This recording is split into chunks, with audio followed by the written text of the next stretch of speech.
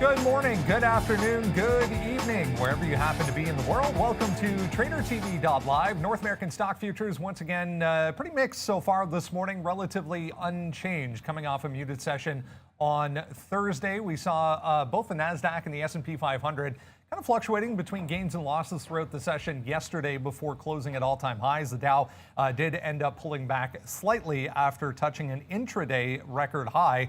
We still have nice gains for the week, though. The Dow's up 0.9%, bringing total February gains on the month to 4.8%. The S&P about 0.8%, and the NASDAQ 1.2%. For the month of February. Another full slate of earnings to get through this morning, including Aurora Cannabis. Yeah, not good for cannabis companies again this morning. Big move down yesterday for the entire group. They're in negative territory once again. We'll talk about ACB earnings. Datadog also missing on their forecast. Their earnings actually not bad, but it was the forecast that was a problem. Datadog to the downside this morning. We'll talk about recent IPO fintech Affirm. They reported for the first time as a public company, and we'll also get to Bumble, a positive, I guess, debut yesterday off the IPO. But cannabis stocks, yeah, big declines again today. Going to be an interesting session to wrap up the week. It's Friday, February 12th, 2021. TraderTV.live starts now.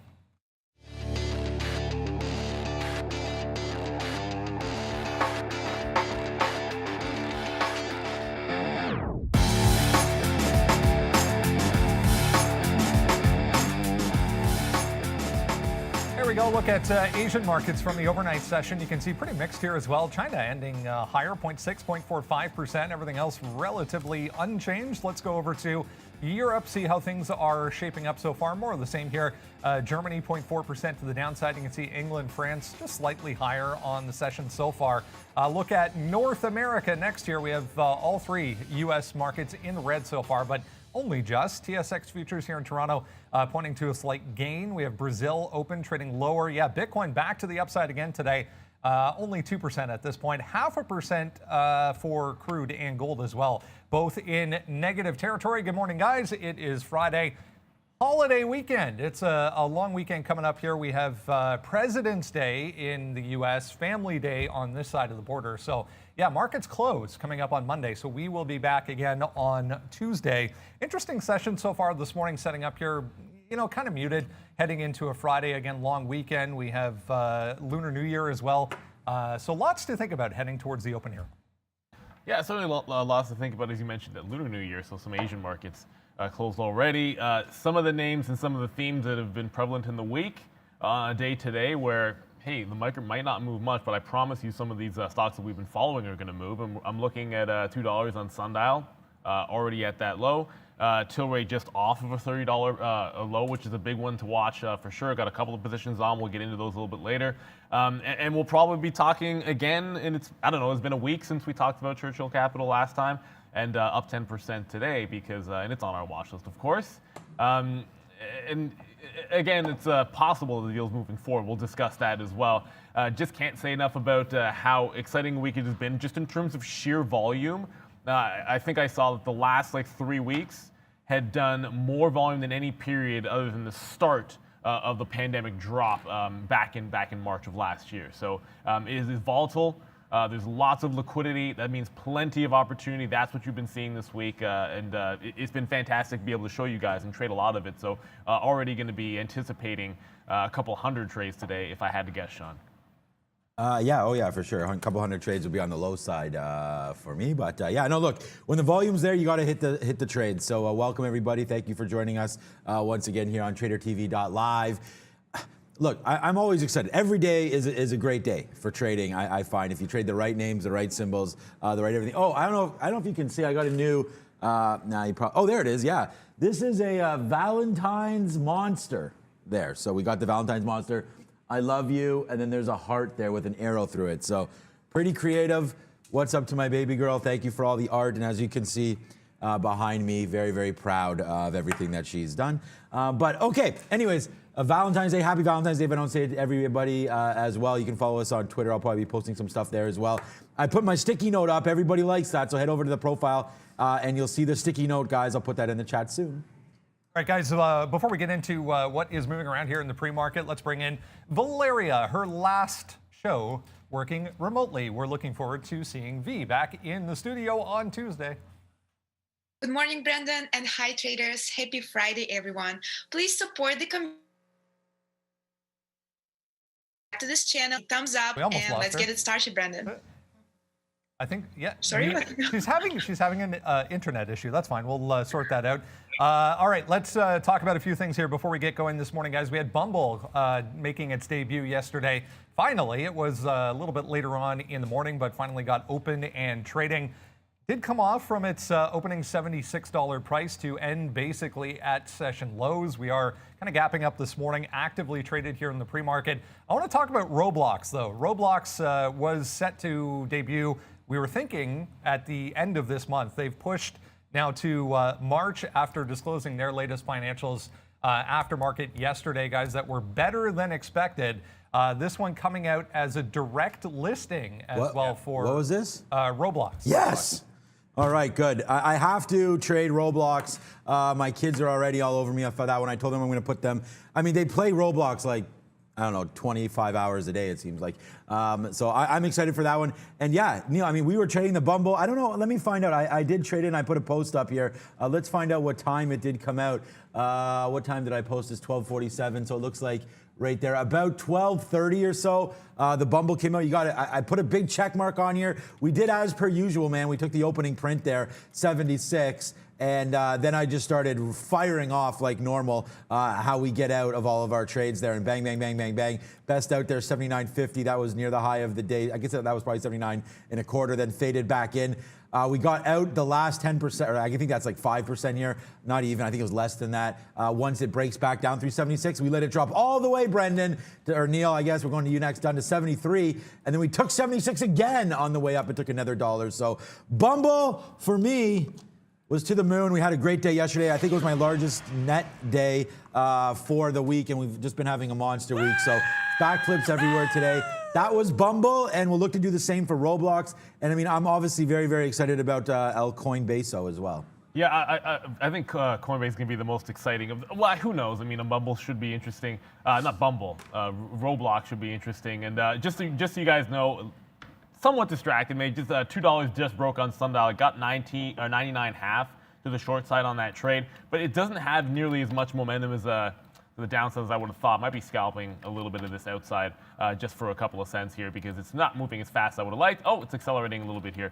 But Bumble, it showed some cracks, and by cracks I mean like some signs of weakness for me, except for that this bottom at 70. Now, it actually broke right at the end of the day, right down towards that low instead of trying to hold it. The fact that it's gapping up, I suppose, is a bit of a positive sign here, guys, that maybe those levels will hold. And because we have nothing to work off of, 70 is a big level for me, but I'm also eyeballing 72 to 72.5 as sort of like a target entry zone in front of that level. If it can hold that as a terms of support, I think we can get some day trades off of it. But the upside might be a little bit more interesting. It opened at 76. This push to 76, where there was a failed break after 1 o'clock, leads me to believe that 76 is going to be a nice little number. So if there is a bounce off this 72 or 72.5, whatever it might be, or a breakout at 75, I'm looking to see if there's like a size offer at 76. That, of course, was the actual open yesterday in addition to that high. So I'll be watching those two levels. I think those are going to be the big ones.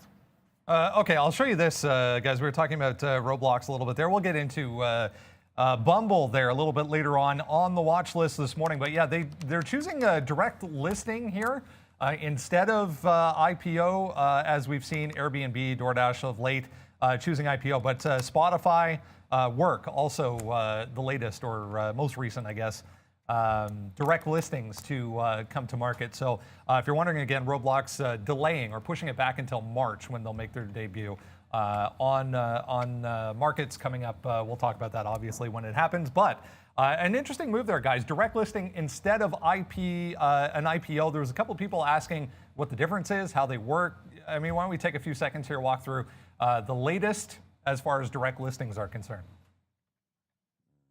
Okay, I was just looking at STIC. I wasn't even, sorry, Brendan, you want to talk about what the difference is between direct listings? Yeah, and just some of the latest ones to come to market, direct listing versus an IPO. Yeah, you mentioned work. I mean, we could see how that traded off. Obviously, Slack. I mean, they've been now acquired, I guess, by CRM, Salesforce.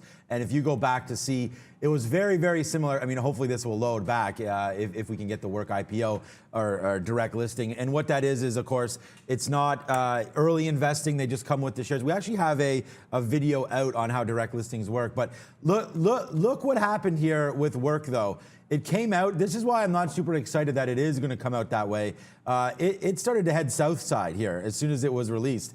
Came out, I guess, 30. What is this price here? 38, 38.50 or so. And then to the downside hits all the way 19, 19.20 there before eventually getting taken private, I guess soon, hopefully by Salesforce, busting it all the way back up here, basically at its direct listed price. But it's just a function of the way it comes out to market. So direct listings versus IPO, initial public offering, direct listing, they hold back some shares there and only release a certain number of shares. I mean, it's in a lot of respects, it's very similar to an IPO. I'm going to have to find out why they chose direct listing versus IPO, but it's pretty new information for me, so I don't know too much about this. As far as I'm concerned, look, it probably has more to do with you look at the IPOs from last year and where they were priced. I mean, even if you just go to Bumble yesterday, you're talking about 43, and then we're opening up and holding $70. DoorDash, double up. Airbnb, double up. So there's a lot of money that gets left on the table when when the shares don't go direct to market, and then the market can set the price. Now, you can get into the debate about it. We actually have a Market Wisdom video on the topic, and I think it's probably worthwhile to go to the site and check it out. But a lot of this probably just has to do with the fact that they want to capture as much of the capital generated as they can as a company without sort of paying the underwriters and giving away half of that profit if it is one of those double up type of situations. And you mean DoorDash? You see, despite the fact that it came out as basically a double. And came all the way back to 135. People were calling it the most ridiculous IPO of 2020, yada, yada, yada. And then it still bounced to the high. So, I mean, and in this situation, I think, it just seems like Roblox is trying to generate or capitalize on the fervor that is around some of these new entries to the market. You're seeing it with SPACs, you're seeing it with IPOs. Direct listing is just a way for them to make sure that they get the most out of it. Yeah. All right, let's talk cannabis, guys. We had big moves up initially this week and then back to the downside yesterday. Anywhere from, talking about the group itself, 8 to 40% plus to the downside yesterday. Very, very weak here in the pre-market once again for cannabis stocks, guys. What do we do with these things this morning? Well, I mean, we're going to watch them. Basically, the main difference there about direct listings that we just touched about. I mean, where's my daily chart here? I guess it's going to go back this way. Okay, it's not working on Tilray. Was that there's no new shares created, right? And I think that's what we were saying is that like Neil said, you avoid the intermediaries, and basically owners of current shares get to sell them into the marketplace. So, and then there's no lockup period and things like that, which is what I was trying to get at. Why you saw Slack start to go downside, because sales come in. They can sell right away. So it's like they've been waiting forever for their company to go public, and then boom, they hit it. Okay, this is 9:49. This is yesterday. So if you can believe this, we talked about selling it early yesterday in the pre-market. I know Daryl did that. Congratulations. I know some of you guys did that. I was pounding the pavement on a sell yesterday when we saw this kind of movement, and then Tilray basically never gave up the ghost all day. They just kept on moving to the downside, down, broke through every single level. Like, can you believe that it was $60 at one point? I mean, of course you can believe it. We've seen it go up 50%, so why can't it drop the exact same way? And that's exactly what it did. So 60 top, we're at 30 today. Now, if I can go back and I think, oh, there it is. Okay, so the chart did wind up loading. Like, look at this, guys. I don't even know what to tell you when you see something that, that looks like this. I mean, we just had this experience with GameStop, right? I went into the portfolio and I did sell. I did not sell enough of my Afria, but, will we come back to these levels? Possibly. The game never stops, it seems like, with these names, but you only get once in a quarter, once in a year, maybe, opportunity to see something like this, basically on no news. So it was a short squeeze. I mean, we know that Tilray and Afri are going to merge. We know that there's federal, hopefully licensing coming in the marijuana space, but this kind of a move, Neil and Brendan, I mean, that's just ridiculous. So now you come back, and we talked about this key level down here, and I hate to say it, but we did group up here, 16 to 18, that's probably more like a fair value for Tilray. And then if you say, okay, well, then, we do believe in some federal push here. We do believe in some changes. So maybe we get up to here, 20, 24, 25. So I think that's a good spot to start looking at Tilray. I know Neil's going to talk about SNDL most likely. So just quickly over to Afria, the same kind of thing that we're building. A 13, 14, 15, this drop. I think Afria probably here is more of a buy than Tilray. We talked about 0.83 shares, and I got to give a shout out to Jay for bringing that up to my attention again a couple days ago. And I think Afria is more of a buy than Tilray down here. I've been trying to buy Afria yesterday, did not. It was my only negative stock. But today we will again look to buy this name. I like Afria on these dips. I think a fair value is where we started, 13, 14, 15, and we're at 16. So if you did want to YOLO something and think that next week could be another big week for some of these things, then I would choose Afria more than Tilray. I just think the downside is less. Yeah, and speaking of that, speaking of Tilray, I mean, $30 right now is that low, and I think I mentioned it right off of the bat there, and I was going to take that sundial too even. I got shaken out of a bunch of it just now, and when you talk about those groupings, there's a couple on sundial which will be a little bit different. I mean, you're going to see a disparity here. Sundial's down 19%, Tilray's down 5%. So, but at one point in yesterday's action, pre-market, sundial was up 40% to Tilray's 14 or 15. So there's some difference in volatility, even though the entire space is moving in concert at times. I'm looking at this chop. There's like a 150 to 160 zone. I think that's sort of like the next stop down in terms of sundial if there's a big time flush. And then sort of what Sean was getting at, where you had all kinds of sideways action. Now remember, sundial was a penny stock when I was trading it late last year, and I got really accustomed to it being a penny stock, to be honest with you. And then above $1, between that and like a 125, it spent a lot of time hanging out in that range. And I think that's probably the place where a lot of people will stop, that have been involved in this move, will stop the selling, and then the holding sort of would jump in. So that's my thoughts in the upcoming weeks on sundial. As I mentioned, I did just get shaken out of some of my short when $2 broke there, guys. So it immediately came down to 195, 196, all systems go, and then just snapped back up. It looked like it was going to bounce, and so I lightened the position. I actually took off almost half of it at that point, which is probably a mistake. As you can see, now back down to 192.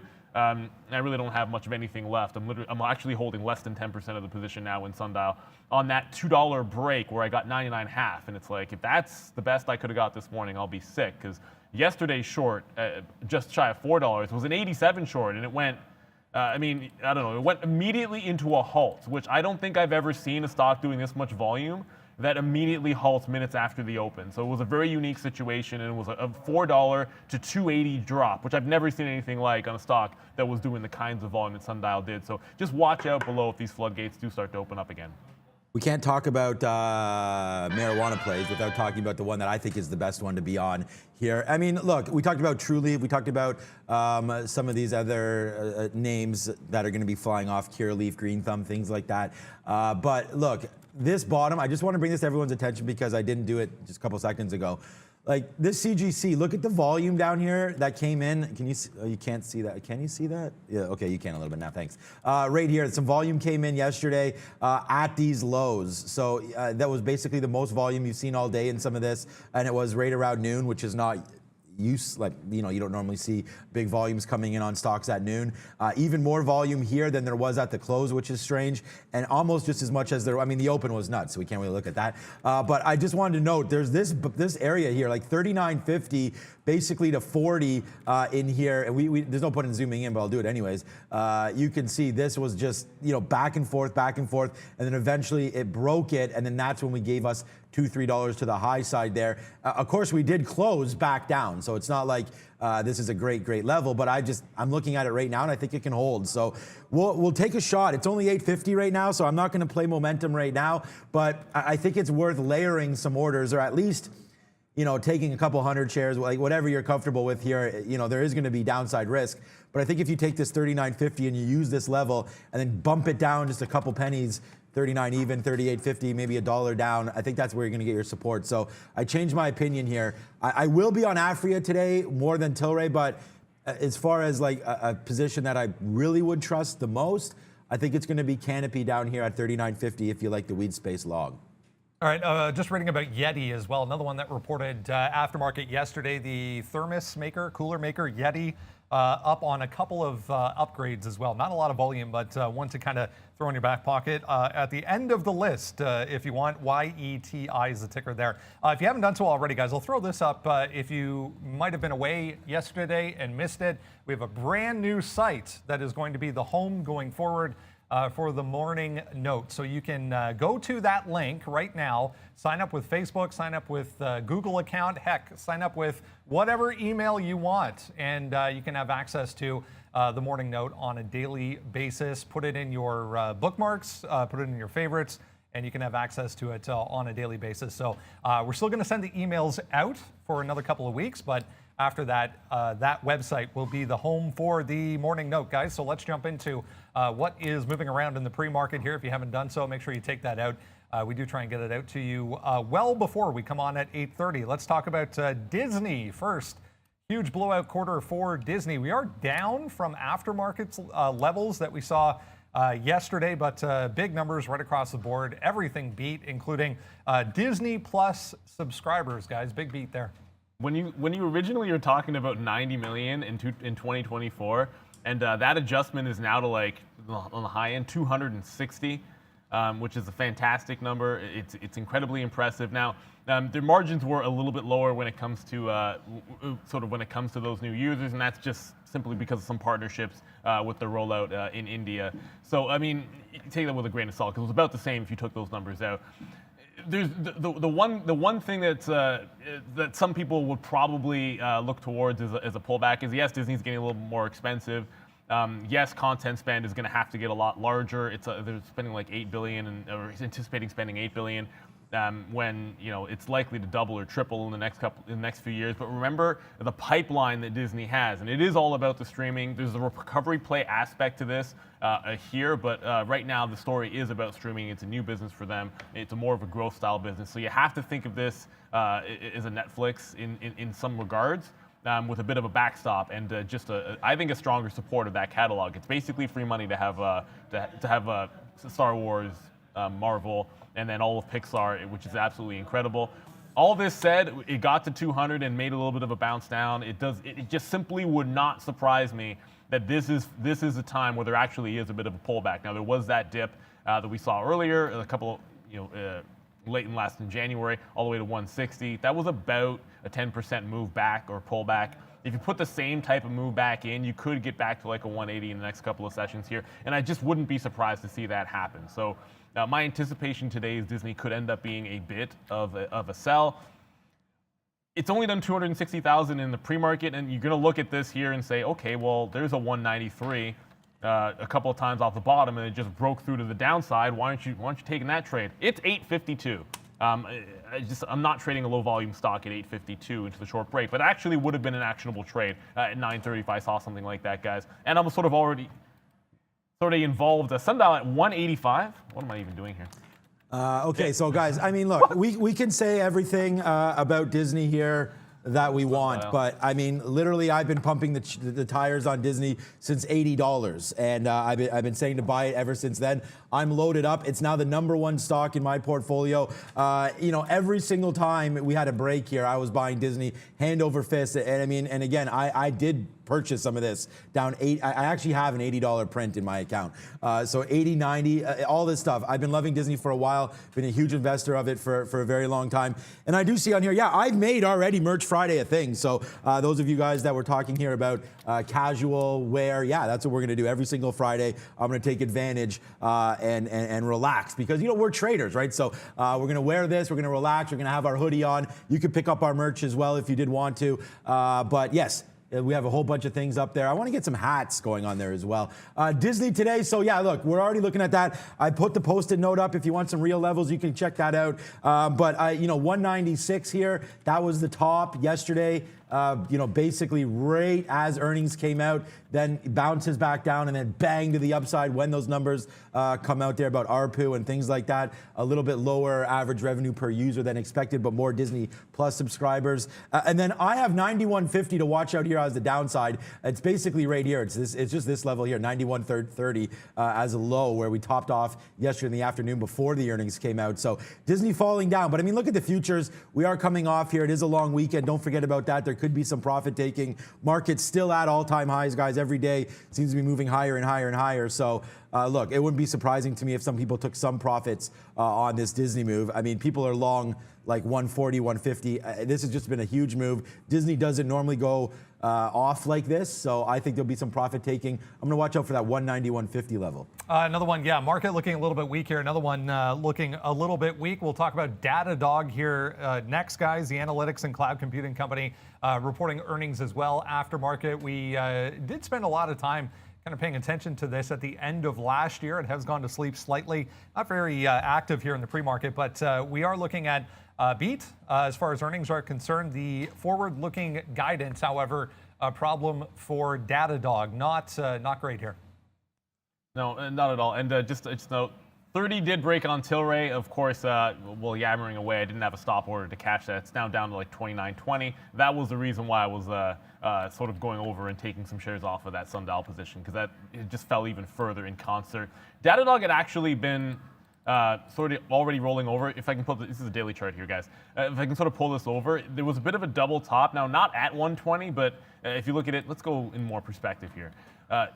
118 previous top, there was a little slight break of it, and this is why I hate those breaks in front of psychological levels. So it was already coming off in the last couple of sessions.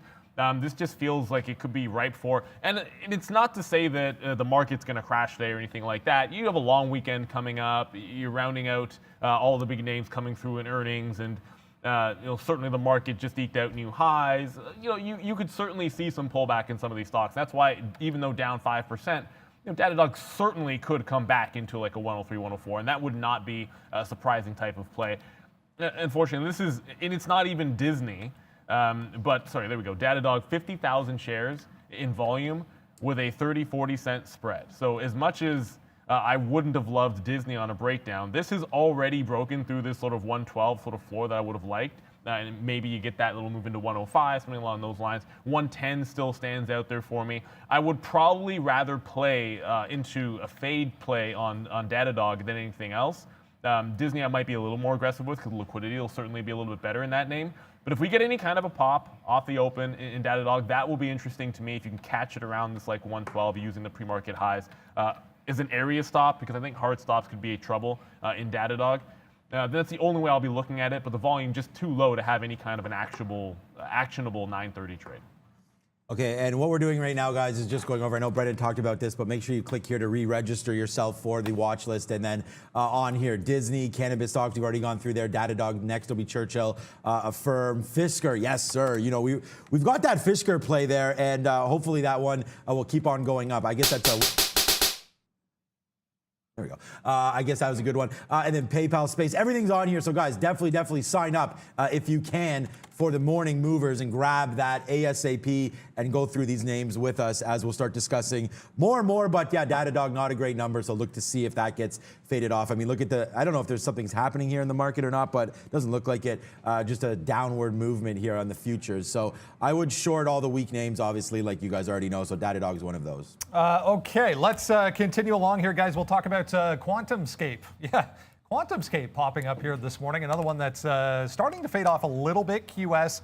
But we had a couple of upgrades, a couple of analysts mentioning this on the positive side of things, including, guys, Morgan Stanley initiating coverage on QuantumScape with an overweight rating, which is actually kind of rare for Morgan Stanley on the initial coverage, that is. But QS, obviously the solid state battery maker, coming back to life here. It's trying to break out on the daily time frame. Yeah, that's about the only word to use. No, I mean, when you say coming back to life, it's been absolutely somewhat asleep for the last little bit. It was such an unbelievable push to the upside. It looks like the Cassava Sciences chart or something along those lines. And you just sort of stare this, and it's a couple of dollars away, but it's either going to be a 50 break or it's 51. The slumber is already starting to break out, and it feels like some money that might have come out of, and again, we sort of talked about this yesterday. You had the GameStop and all that stuff, and then some money coming into the marijuana space, and it seems like today the EV type of names, or at least that sector as a whole, getting a bit of a push. And so you throw QuantumScape into this, which is already primed on a chart for a bit of a break, and maybe this is the day. I'm looking at a top end break all day, every day at $50 on this. But I wanted to show you guys the daily chart to show that it kind of isn't out of that bottom consolidation till like 51, 52. So it is entirely possible you get a 50 break that stalls out at 52 and then maybe it goes in a week. But I'm going to have the 50, just keeping in mind that it's put in like a $2 range so far. So that breakout trade, I hopefully want to be in and out as fast as possible if it doesn't look like it's good, because I would switch strategies to a dip. Sort of buying the dip as a better play. And I've been trapped in that before, where you take the top end break and you don't get out of it fast enough. Next thing you know, you want to make your dip buy play and you're still holding shares from 50 when you want to be buying in front of like this 48, 25 area that I see on the chart. So I don't really have any ideas to go short this stock on the day. It's probably just going to be longs. Yeah, I just emailed myself a note here that I have to buy some QuantumScape in the long-term portfolio because I did miss it and I'm just so busy here. Look at this level that we just talked about here at 40, 45. I mean, it rips up at IPOs 28 or so here, dips down to 24, 25, has that sort of look to it down here. It's come from before. This is just our chart. I believe this was a SPAC at some point as well. You could have got this thing at 20 by the looks of things here. I'm going to use another daily chart here. This is from eSignal, just because I think it has the SPAC out here. And then so yeah, 2020, it breaks 20, and then basically it's nonstop up to 130, right? But then they came out with some revenue issues, and now I guess I can move this over, and we'll use our charts now from Day Trade the World. And then they had some revenue issues where they said they're not going to be positive until 2025. It's only 4 years from now. I don't know, some companies still aren't even positive, like Uber and whatnot, and they're still rocking and rolling. So I'm not so worried about that. I was more worried about some of their deals that they had. I know they were talking about a deal with Volkswagen. That one maybe came into question.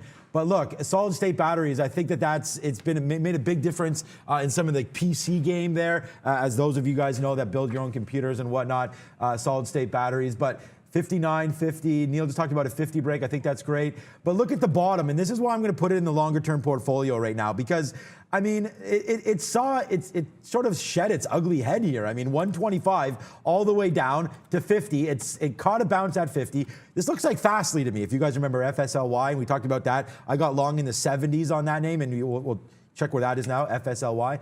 And then, right now we're building up. Here's some base. So I think QuantumScape is a pop to the high side there. If you're playing options, guys, I mean, I'm not going to tell you what strike to get because I haven't looked at them, but I really think that this is possibly a runner back to, I mean, if you're going to get options, I mean, you can get $80 calls, I guess. But 75 would be a really nice number there. That's where we dropped to there. But even a move over to 60 now is great because it's at 50, right? So you get $10 on 50 is 20%. So I like QuantumScape to the upside. Not sure about today, though. I do like what you said there, Brendan, about Morgan Stanley. I had no idea that they don't normally come out of the gate that strong with a initial coverage. So I like QuantumScape. I mean, it's an EV name that's kind of on the down low, right? They're not producing the cars, it's the batteries. So, hey, look, if you like technology, this may be a name. I have to admit, Brendan, I don't know enough about the technology, but I do like the chart. I do like the space. And hey, if Volkswagen likes it, I have 2 Volkswagens. So, yeah, let's go with it. Yeah, it's interesting to see not a stock that has done any kind of volume in the pre-market for months, as we were saying there. So interesting to see some attention at least coming back into QuantumScape. Let's have a look at the overall market here. We'll bring Arun in and check out the futures. Pretty muted here, Arun. I guess to be expected heading into a long weekend. It's an interesting week too. Yeah, we're going into a long weekend, but it's also a week where we've been inside of a trading range. So, I mean, the expectations for a day like today, they're not going to be that high, I wouldn't think, unless we can get past the edges, right? The edges are the same as we've been working all week. 39.30 on the top, 38.75 on the bottom. If you can get into yesterday, if we got into the 20s, there was a good short. Yes, that worked out yesterday. But today we're going to move that down. If you can get into the 15s, the short's in play. And of course, if you can get into the 90s again, that's a good play again. Risk-reward ratio is what matters on a day like today, right? You can't be putting up too much risk for the expectation of a slow sideways day. That way, you want to control your risk on a day like today. So expect volume towards the beginning, expect volume towards the end. In the middle, it's going to be mostly sideways. So just adjust your risk. Make sure you know what you're doing, what you're expecting, when you take a trade, what your expectation for that trade is. So control your risk-reward ratios, and that's the best way to go about it. Also, for me, it does look like it's slightly turning around now. So maybe catching the bid on the way down into the 90s, into the early 91, 92, 93 area. If it sets up, again, it all has to set up because there's no point in kind of jumping into a range trade if it doesn't set up on a day like today, when you may not get a bounce, right? You may just go sideways after getting to that point. So what I would do is temper your expectations on a day like today and just expect some volume towards the end of the day. We've seen, Arun, we've seen a couple of, higher volatility, higher volatile moves, I guess, in the overall market this week. We're at all-time highs. Past couple of sessions, brand new all-time highs, either intraday or closing. How much are you protecting from that kind of downside volatility that seems to be kind of lingering in the background here? It does keep lingering, but the thing is, though, it's still within the range. Yes, there's sharp down moves, but we're still staying within the range, even though the range is wide, but it is respecting the levels within the range. So 38.75 was a level that from Monday, and 39.30 was declared later than that. But on the downside, it does not want to get past that 80 mark. For me, 75 is the level that I've marked off. It does not want to get there. Regardless of how high it goes, it keeps coming right back down and respecting those edges. So 90 going down to 75 seems to be pretty strong. And now it looks like 15 going up to 30 is pretty strong. So, regardless of what's been happening, of course, downside risk is always going to be the issue, right? It's easier for the market to fall than to go up. So moves going down, sharp moves going down are always going to be faster. But yeah, you know what? On this week at least, it's respecting the range. So it doesn't really, I don't really factor a whole lot into it because of the fact that respecting the range and they're not breaking it. It's not a whole lot of it's not that much of an issue for me. Great stuff. Thanks so much, Arun. We'll check back in on Tuesday. Enjoy your long weekend. Going to be a cold one here in Toronto, but have a good one. Let's talk about PayPal here, guys. The next one on the list this morning.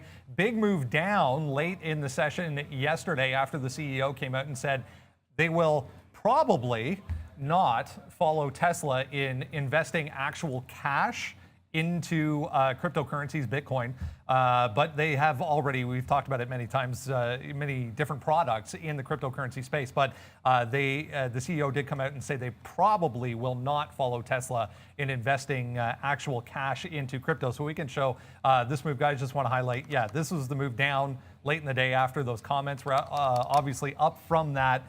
Today, they did come out this morning and say UK is going to have access to their crypto products starting, I believe it's next week on Monday.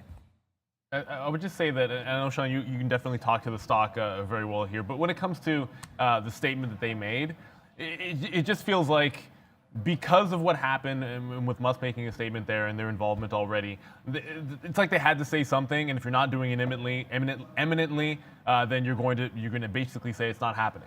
And that doesn't mean that that's true for 6 months from now, 3 months from now, 12 months from now, whatever it might be. It just feels like there was probably a little bit of pressure to be more public and forthright about what is seeming like a little bit of a trend here. And the other thing I want to point out is this little cluster.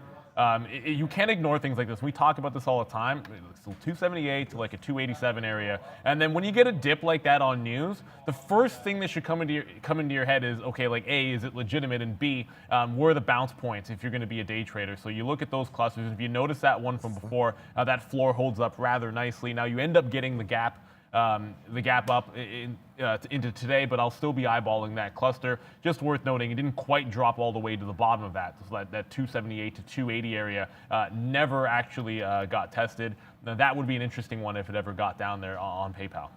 So I'm starting to get long right now on NIO. So here we go, 1.24. I didn't think we'd get this early. I mean, it's 9:10. It's not super early, but I was looking at NEO here and just trying to see about. And again, if you follow it, I put it up on our board there, our sticky note here, and I have NEO there. Watch out for that it's right in the middle there, 58.50 support. It's also, if you check on the chat, I posted it. Actually, I'll post it again right now. The actual sticky note there on Twitter. So you just check it on the chat right now. But here we go. Long 59.51, just looking to defend that 50 area. And the reason why, I'll pull up a 20-minute chart here for you guys that may look a little bit better. Here's the area right here. So I wasn't really expecting to get long right now because I put it out when we came in. It was about 60.50. So drops down $1. But watch out for this level, 58.50 or so. See if that can hold. So we'd start the position right now. And it's already a big one. win for us. So a nice little in the money trade here for us. We'll look to get some out, but I'm starting a position on NEO, looking to build this one all the way down, guys, to that 58.50 level. But hey, we might as well take out 20 cents right now if we can.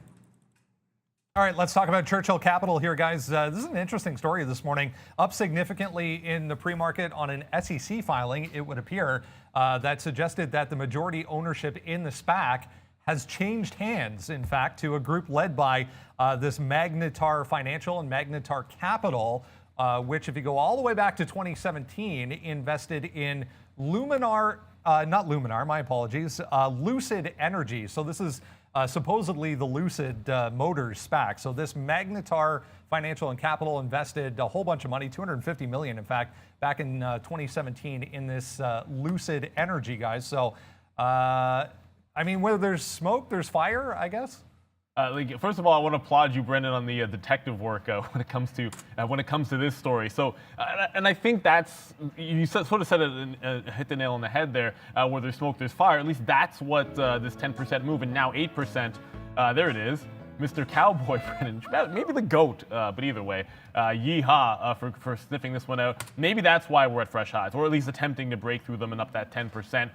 If it is going to be done, the deal, I don't know that this is necessarily going to be something that's going to be imminent, but it's possible.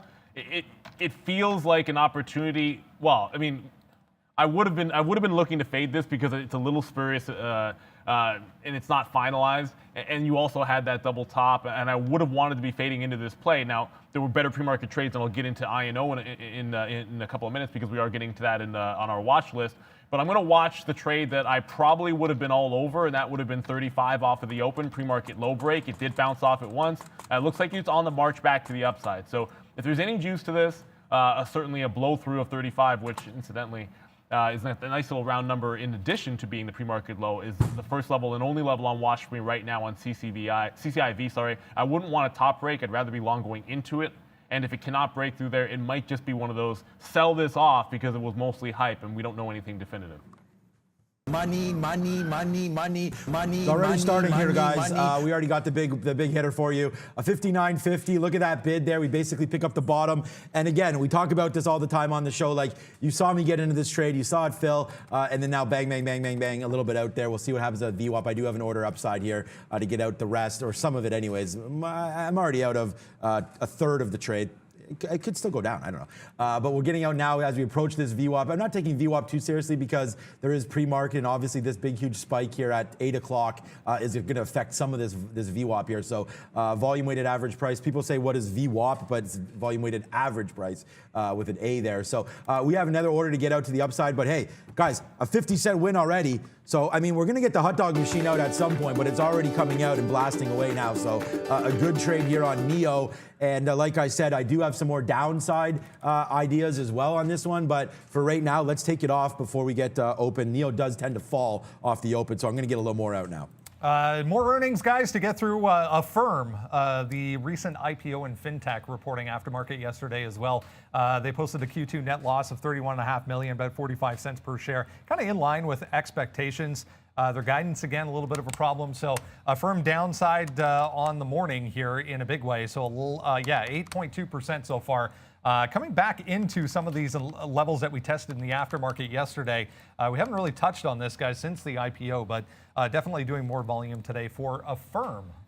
Yeah, and look, I mean, when we talk about them guiding, lower. Obviously, if you think the recovery is going to be a good one, and there's going to be some kind of a change, at least in terms of people getting out and getting back to normal, then you would think that a lot of the purchases that people would make that would benefit from the buy now, pay later would draw back a little bit. And I think that's what some of the concern was here with Affirm, in addition to it, making a rather large rise and getting very, very expensive. I do feel like it is going to be likely to pull back. Now, a grain of salt, when you have a recent IPO and you look at some of these levels, they get overly simplistic because there isn't too much of a history to it, but it's hard not to look at this where this bottomed out at a 123.50 and then sort of see previous peaks to that price and sort of zero in on that. If we are making any kind of a move to the downside on Affirm, I'll be looking at that 123.50 for entry point for me, but it's too little pre-market volume to have an opening break trade. This is where it stalled out in the aftermarket as well, right at that same price. So that's going to be a key one for me on Affirm. I just want to quickly update a couple of things. Sundial, I got all out of that position at 180 as a bit of a turn happening in Tilray there, but it flushed through 180 and then immediately started snapping back. And I got out on the way back up. So it's a bit of a bounce play here. If it comes back to $2, I did miss this reload, guys, and I think $2 is going to be another key level again. So I've already made like almost 50 trades on Sundial this morning and probably on the way to a couple of hundred at least. So far, so good, but $2 is looming. If we're not above 30 on Tilray, when we get to that Sundial $2, it's going to definitely be a fade for me. And by the way, guys, the Wiz is back in the building. We talked about this Q. I mean, we're 2 for 2 and we're huge already. Already 1 times daily goal, so we'll just keep on going to the upside.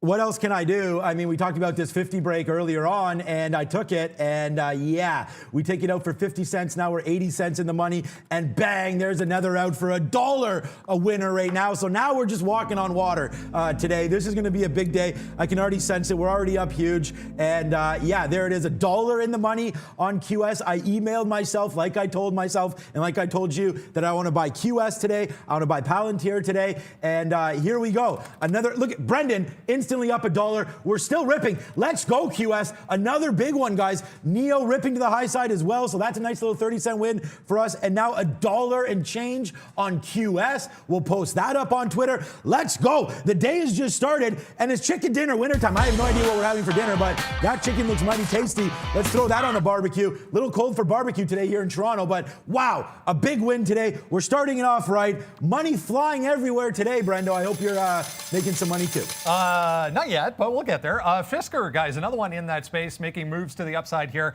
Yeah, early on as well. We just broke through 1750 here on, got a volume alert on that. Morgan Stanley coming out aftermarket yesterday, calling this one of their top picks in the EV space, guys. So Fisker has done nothing for months when the entire group has been very volatile. So finally getting a little attention here for FSR. It's only been 3 months, 2.5 or 3 months that it's been doing nothing, Brennan. Look, yeah, and it's been a little bit frustrating in Fisker to see some of the other movement across the space. I'm zeroing, well, I say zeroing in because I already had a one level to work off of. We can forget about that. I don't think the dip will come into play for value. 1850 looks like it's going to be a bit of a spot on the upside here. So hopefully there is a pullback off 1850 we can use. Maybe there'll be some consolidation for a potential breakout on FSR. It's worth noting in all of this, and we've talked about several names in the EV space. I just want to quickly, if I can, go to Tesla. I know you guys are going to be watching this name as well.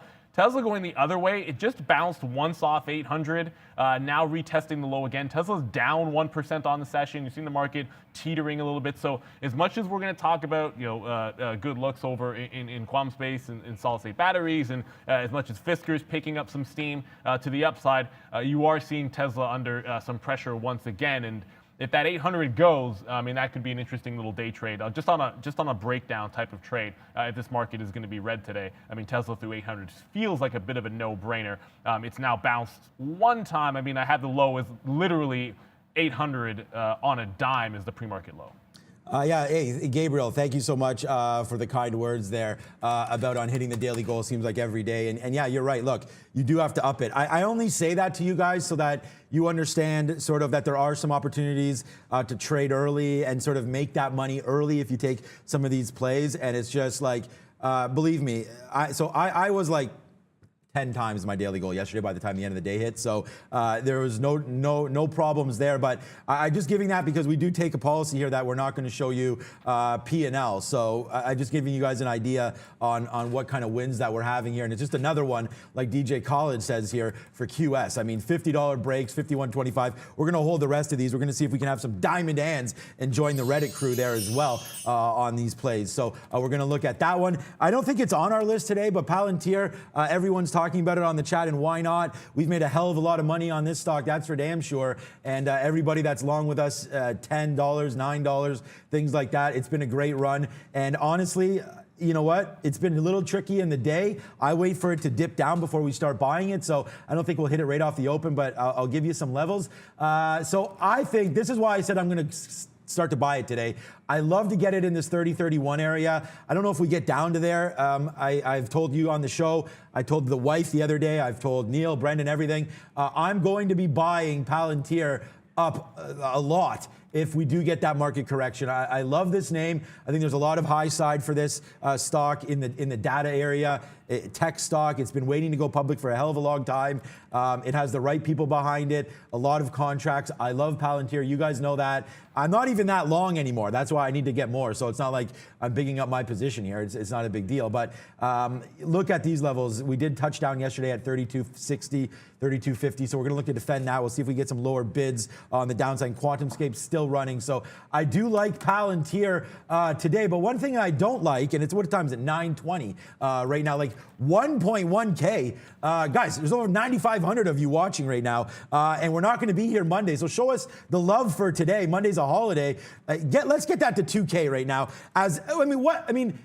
Like I said, are we not entertained? I mean, look at QuantumScape here. I perfectly gave this one to you guys at $50. It was one of the very first stocks that we talked about here on the show. And we're, boy, let's do this to each other. Bang, me and you guys, let's roll with, just roll with me. We'll hit this one. A $2 winner now on QuantumScape. And yeah, there it is, guys. The producer will be happy right there. We just doubled our likes in 30 seconds. Thank you so much for that one, guys. Maybe we can ask for a raise after the show, Brendan. Sean, a number of people still talking about Fisker here as well. Big move through pre-market highs, almost $1 to the upside here. Any levels here on Fisker? You have to get back. I'll get back to you on that in a couple. Okay, cool. Let's talk about Space then. Speaking of volatile, Space has had quite the week. Up 10%, down 10%, down again 10% this morning. Earlier on in the week, they talked about the window for their final test flight being open going into this weekend. As recent as yesterday, they even got clearance from the FAA for that flight. And then this morning in a tweet, they're not going to do it. They're going to scrap this during pre-flight checks. They came up with some technical issues that they need to look into more. So Space to the downside today, guys. The thing about Space is ever since that recent breakout that we had, that 45 to 60 that we were had been going over, it's turned into a bit of a top. And when I say a bit of a top, is it's so spooked out right now that you get to that little high, and then the slightest little thing is going to cause us to drop back down, and the support is basically almost below that 50 level, despite the fact that's held a couple of sessions, or at least for this last week or so. So I'd be very cautious with this. It's not necessarily good news, but I just feel like there was an excuse for profit taking. Anyone that had that long since the 45 break is just maybe thinking about some reasons. Maybe the long weekend's a bit of it as well. If we can't hold this week's low anyway, it's this 51, you probably are at least testing below that 50 area. So usually you'll see me on the bullish tilt, I should say, for Virgin Galactic. Today, I would back off that and say there's a decent chance you could test that 50, and if it breaks there, there's going to be some potential downside pressure. It is down this 9%, but sort of worth noting, here we go, there's my daily chart. It's sort of worth noting that since most of these little breakouts here, it has made a very, very wide consolidation range, and that's why I say look for a little bit of caution if it eventually breaks to the downside off of that 50 level, because it could really start to snap back. So I'm not looking for the longs on Virgin Galactic unless there's a big break, and maybe if you get like 45s, yeah, let's look at that if it comes down there. But I think some caution is certainly worthy in Space. Only because we might not have time to get to it, I want to go over to INO. This one is on our watch list, and if you follow the show, we definitely had this one. They got Oppenheimer to put them to an outperform. There was a great pullback trade here, and ignore the fact that I got wicked in. See this dark pool print up here? That triggered me in at 16.20. I was looking for a 16 break because there was an iceberg buyer at that particular price. When it eventually broke, it was a good short. I added to it in the mid-70s. It then failed. The real fail was here at 15.30.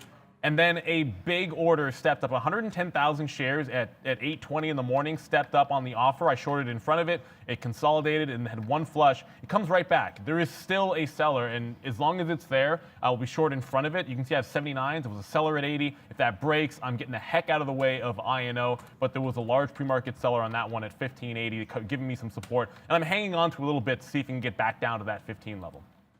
Okay, so you asked me again about Fisker, Brendo, and yeah, I mean, I posted it on the sticky note already. That level right in the middle was 18, but I was too busy going ham on everything else. We should have had Fisker through 18. I mean, that was pretty obvious right there.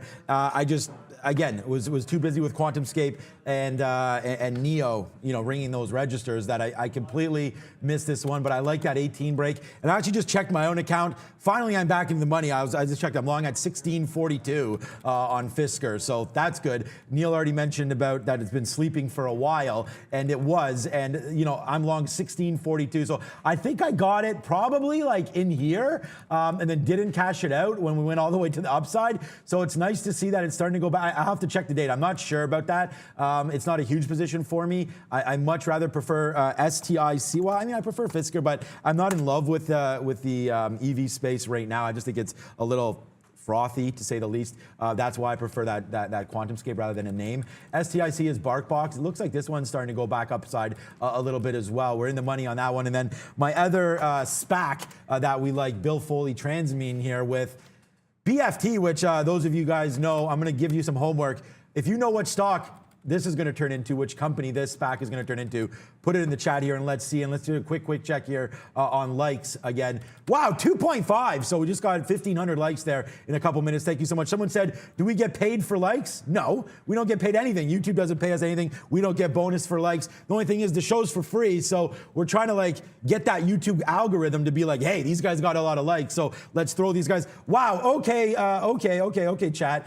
Pay safe. Yes. If I had some prizes, I'd give it out to you. So yes, you guys are right. PaySafe come flying in here. I love PaySafe. PayPal was my #1 pick back in 2020. We put the buy on that one in $108, and now you're seeing PayPal at $300. So get your BFT while it's hot right now, or while it's not before it gets too hot. Let's go diamond hands, guys. All right, real quick, ARTL, little one, bottom end of the list here, guys, 75% steal. If you go to the daily chart, 3 to 310, a monster level on the daily chart. So it's trying right now to hold. VWAP is right here. I don't have it on here, but VWAP is right here as well on this chart. But 3 to 310 needs to hold below if it's going to come back. Otherwise, this thing could give you a bit of a run today. ARTL, guys. Also, we should talk about Bumble. Yeah, I just want to sort of double down on the strength of ARTL because I was short this one in the pre-market and dodged a huge bullet. I liked it below 270 when it broke. I got actually out before it broke 270. If it gets below that price, I'm probably going to jump into a short. I do have a stop order to get into it. If it takes out the high of the day, this could be one for that little top end break. 22 is the high. I mean, the quarter is always a better look for me. Bumble, we did go over some levels here. It just made a push to the upside. So, obviously, well, you know what? Why am I even bothering to go to a daily chart? It's entirely useless to look at anything but just the 1 minute from yesterday's action. There was 76 where it opened in yesterday's action and then made an afternoon top at that same price. So this move stalls out to 76. It can be a bit of a reversal play there. I want to see if there's size for those breakout style trades there. But either way, 76 probably the first level that comes into play. I did think 72.5 was going to be one, just sort of looking at afternoon support and then a little bit of resistance as well on the way back up, bouncing from 70 even on Bumble. So that would be the dip price that I would like to buy in front of. If it gets there, it does feel like 76 is going to be the number to watch on Bumble. The volume is okay. It's on 500,000 shares in the pre-market. So if it doesn't expand through this 76 level, I wouldn't be buying at 73.50, even though there's a lot of chop. It just feels like it goes $1 in either direction from there. So I'd rather have a good price in front of a level that I actually have a little bit of confidence in when it's only been 1 day's worth of trades. We're going to look at Microsoft, Space, PayPal, Fisker, Afria, Neo, Disney.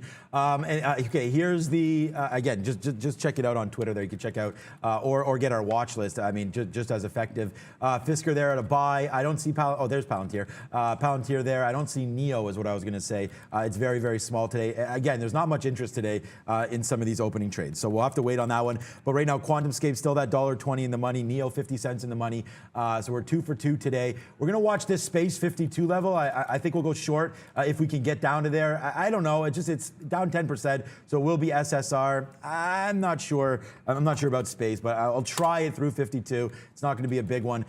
Disney, I put a 194.50 on there, but it feels weak to me, to be honest with you.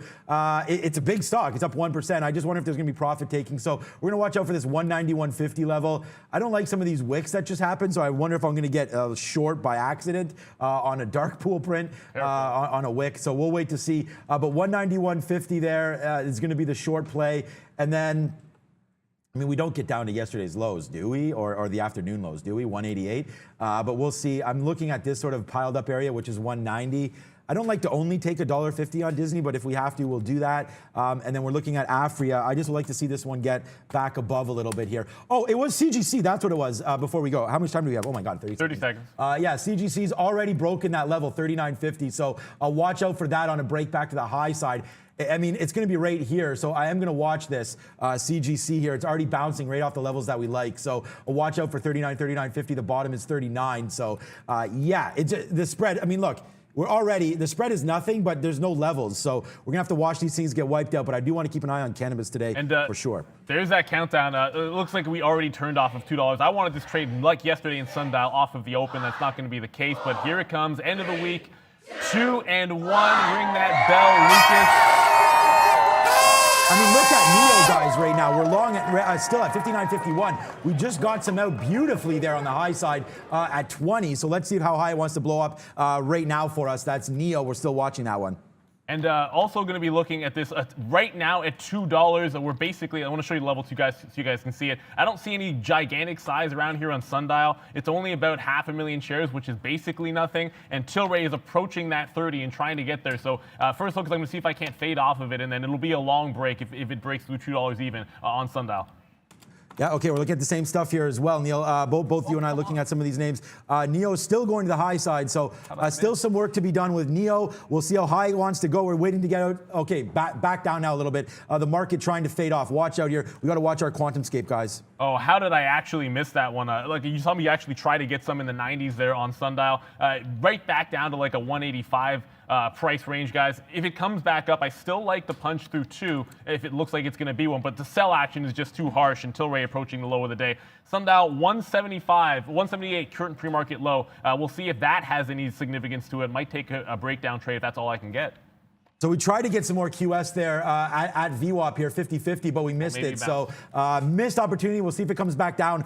We can get some of that. We did take out some more NEO right there at 60. So we're very, very light now. We've already cashed in. Look at this dip buy that we got on NEO right there. So that's why we cash it out. Bang, bang, bang, bang, bang. Big day for us already, but I'm not in anything new now. We're still waiting update on what we're going to do with Microsoft here. I love that 245 break.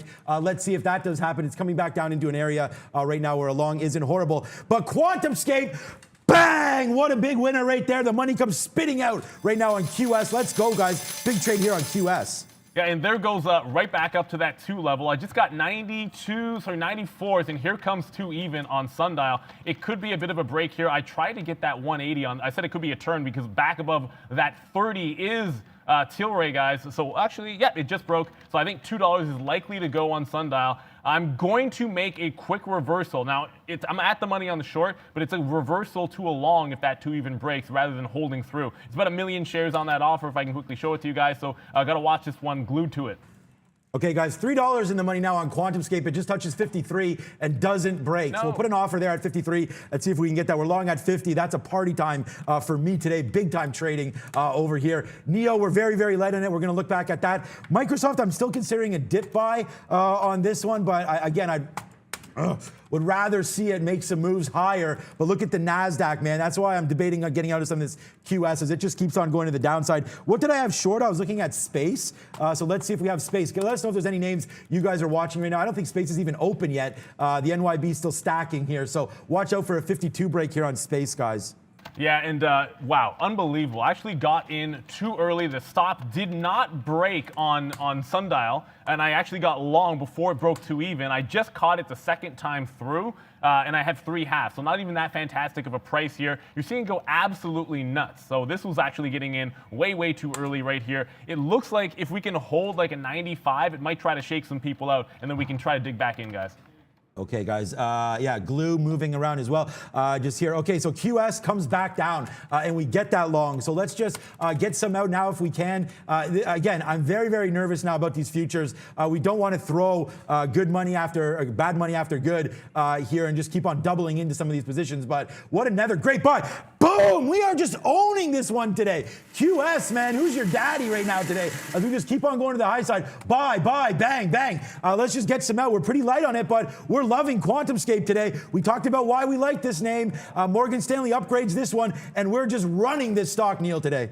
Yeah, I'm out of that sundial. It's absolutely crazy action over there. Got to go over to Bumble because it looks like I'm missing the boat on this push back down. Here's 72.50. That was the first level we liked. So I'm going to quickly see if I can't pick some up on the downside. I reversed long on that ARTL, just so you guys know. The short was an abject disaster, but I just got the long at 3 even. And that one up at 330, so making a bit of a 10% move to the upside there off of the 3 even break. But I actually had that one short when I got another trigger on a 270 break, which I don't even know if it happened, guys. Now 72.50. This is why I didn't want to buy Bumble at 75 when it tried to come back in. This is why I wanted to wait specifically for this price. If it can hold this bottom, I think we got a nice bounce. Okay, and yeah, so we're just waiting for Neo. We're very, very light, but what was that?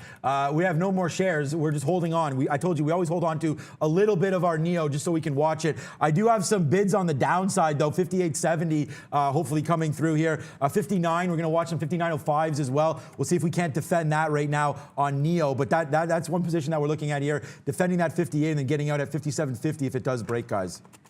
I'm just going to get a stop order ready to go. There we go. Let's throw that in for Bumble. So that's under control. Now, this ARTL was absolutely crazy because I got this horrible wick to the short side, which, did it actually break the 65 area? I don't know that it did. But the long reversal at 3, so far worked. But this breakout through high of day at 25, it needs to hold this. Now, I've hung on to a third of the position of the reverse long to make that money back. But if it can't go here and it can't go now, bouncing off of this 3 even and back to 325, it could be one of those failed breakouts through the top. It was a strong stock. You heard Brendan talk about that a little bit earlier. But without bouncing off 3 here, you got to watch out. I'm going to throw a stop just to make sure it doesn't break 3. I'm long at 02s right now and want to make sure we preserve that profit. Yeah, exactly. Don't throw profits away for no reasons here, guys. We're trying to be a little bit frugal on some of these. Okay, Disney breaks 192, 191.50. We're short, guys. Big win. Bang! Another win for us right now on this one. Let's go, Brendan. Give it to us, bud. Chinese name here, guys. FTFT, Future FinTech, popping up right off the bat. Big move through the pre-market high there, to say the least, on volume. An offering this morning on this one, though, but moving higher, guys. FTFT. Guys, bring it back over here. We talked about Disney. I told you that this name looked weak, and your boy just crushed it. This has been a big day. So you're right, Gabriel. Not 1-time daily goal, not 2-time daily goal, not 3-time daily goal, 4-time daily goal. It's 9:36 right now. Those daily goals need to be changed. Your boy is just on fire, lately, and you're right. We got to change that up. Look at QuantumScape, back to day's high. What else do we want? Are you not entertained? Let's go, Neil. Here comes Bumble, guys. We talked about that one. I'm going to leave this one to the side a second here just because not leave it to the side. I'm going to leave ARTL to the side as it's stalling out. But Bumble, here was that pre-market level at 74. Anytime I have a level like this where there's consolidation in the pre-market, it's going to be a take profit level. So we'll give that one for the 72.50 dip buy on Bumble. I definitely like that price. Preach some patience with this play. If we break 74 and get through that high of day, I'd look to cover some in front of 76. Yeah, that was yesterday's close price. And what happened? Failed breakthrough there, and that's where the reversal comes in. So 100% I will take profit in front of that 76 level on Bumble if it even tries to approach it. Back to that ARTL, which continues to stall out on this move. Yeah, I'm going to get out of this one if it breaks $3. That breakout just not nearly as strong as I thought. I really did think that if this broke through that 3, and the reason why I wanted to fade into it instead of take the top end break is that it could really start getting going, and maybe you'd have one of those parabolic movers. Might not be the case, and I still would maintain below 270 is where I'd like it to the short side. So I should be out of it. There you go. Got out in front of VWAP. You don't want to throw everything away on that long position. If it goes below 270, this one could actually be a sell for the rest of the session. All right, so, if you're joining us for the first time, yeah, I'm going to just calm down now because it's 9:38. We've already in the money a lot here, so we're just going to chill out and see if we can't just calm down and get some more wins here for you guys. I mean, I'm just super excited. Like, this is a $2 winner right now on Disney, and I planned this one out, and I gave this one to all of you guys. Like, this is not, oh, if this happens, I may do that. This is when this happens, I am going to do that, right? That's the difference here when you're following some of the trades that I make as opposed to other traders, guys, especially other shows on YouTube. Like this is a trade, 191.50, gave that to you in the pre-market. And not only that, who loves sticky note time? Look, 191, Okay. Anyways, there's $2 in the money for you, so we'll talk about that after. And then QuantumScape absolutely destroyed. We are 5% left in this one. That's been a big trade. Oh yeah. And then what about Fisker? You say, well, Sean, you're trading Fisker. You mentioned Fisker defending a certain level. What was that level? How about 1750 long? We just took that, but we're going to wait out for the downside here because this could break. I mean, Fisker, I don't know why it's up. People talked about it was like a Reddit name there, so I'm not completely in love with this. So we did take some out there at 70. We're going to watch out to see if it comes back down here downside, breaking through 17, and we're going to get out of Fisker, guys. 1720 was the level I had on Fisker, so I'm definitely going to be watching to see if that one can hold up. If it bounces here, I'll use 1720s and up, but I like to catch things on the way up instead of the way down. So I'm not into it until I see a more definitive hold. I mean, on level 2, I'm still seeing a lack of bid. It's trying to hold up, it gets to 60. It bounced off 50 a couple of times here, but no real strength that I'm seeing or acceleration, especially in the time and sales there. So I still like the 1720 level as long as it holds, but only on the way back up do I want to have it. Bumble back to break even here, so we're going to have to watch out for that one. Yeah, and there we go. Yeah, Bumble actually immediately just got taken out. So there goes that 72 level. It was a good win for half of it. Now the rest of it working to the downside. 70 even was yesterday's level. We'll have to watch that. Yeah, that's what we're talking about, guys. Like you can hold things for a very long time, and then hope for those. And then some plays, we're going to do that. And I think we got one here as well. So we're going to wait for Fisker. I'm going to see if we can get long right now on this play, and then see what happens back down. We could have our first loser of the day on board right now for you, unfortunately. But again, I didn't love Fisker. I was just playing it because there was some potential there. So I'm in it. So we will talk about that. But Disney's still pushing lows. What a big trade that is. $1.50 in the money. We're out of our QuantumScape up there. Now we have 5% left. We're going to get out if it breaks probably this level right now, 50, 51. And so we'll get out for that and make sure that we capture some profits on that name. And then we'll go back. NEO. Bang! A nice little long on NEO as well. Yeah, just wish our bids got hit. I was bidding 59.05. It only got to 22. Sorry, NEO, what's up? Did you say something? I did not say anything, okay. But Tilray just bounced to 32, and we're only at $2. So I don't know, I'm going to dip in, and I just got $2 again on Sundial. I'm still watching that Bumble because it bounced right after I got out, so a little bit of frustration on that one. Maybe I should have hung on to the second half of that trade. But here's Sundial, and it was just...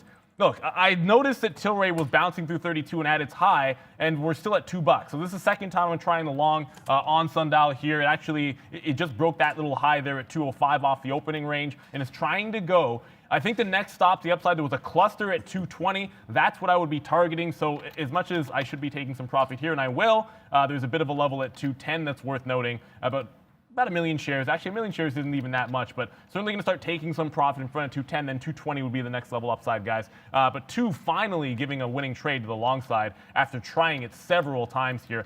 Definitely going to be looking at a potential reverse at 2 quarters. If it does get there, want to have a plan of action just in case. Guys, 5 for 5 here. Fisker just keeps on rolling through, guys. Big time trade. Unfortunately, and I mean, if Valerio was here, I could bring him over here and show you. My bid was at 1720. I know Neil mentioned that level. We didn't get hit there. We almost did. And then look what happens, guys. Right to VWAP again and out. So yeah, Fisker goes on the board. 5 times daily goal, 4.5 times daily goal right now. QS $1.75 now in the money. And I'm going to just give a big shout out to you again. Like, just keep the super chats coming, guys. Jason Watkins sat down after oversleeping. Okay, well, glad you wake up. Heard QS, probably me. Some people say I yelled too much, but hey, look, here we go. Just gave Jason Watkins some money here. Licked pretty patterns, colors, buy, then sell, have monies. That's the key thing, guys. Put that money in your pocket. Welcome to the danger zone now. You're live with tradertv.live, and we'll just keep on crushing these markets for you guys. Fisker, 35 cents in the money. Disney, ho-hum, still making new lows. $1.75 in the money on that one. 50 cents in the money on NEO. And then here's that $1.50 on QS. So we run the tables, go 4 for 4 today, and it's 9:42. You could go back to sleep, Jason, if you want. If you had this P&L, maybe you'd be done for the day. I hope you guys are having a successful day. Let's go to Brendo. Amcor, guys. AMKR, another earnings name, 5.5% here. Just had an alert through 24. Big volume went off through 24 there. So a nice dollar move to the upside. This thing's been on a tear. AMKR, guys. And here comes a second test at that 210 level on Sundial. It's actually chewed in half already. I have a third of the position left. I want to be adding through this level if I can. So it looks, yeah, it just broke. I was able to get some at 210 there. So it's the same game where I've improved my price a little bit. Well, not improved, it's sort of averaged up and maybe not averaged down. 210, we've taken profit on the way up, giving us some cover for this little scalp trade. Remember, 220 is the ultimate target of this move. So if sundial gets there, you're likely to see me just about all out of it on the way to that 220 level. And then maybe thinking about a reversal at 225. Quickly approaching 100 trades on sundial. It's been a whippy morning on this particular stock, guys, so got to watch it with some care. If I see a gigantic level, I'll holler it out for you, but the plan is, if it even looks like it's going to stall, I want to make sure I take some profit at that 220 area so I can reverse the short. Okay, we're going to get out at 15.40 if this one cracks back to the downside.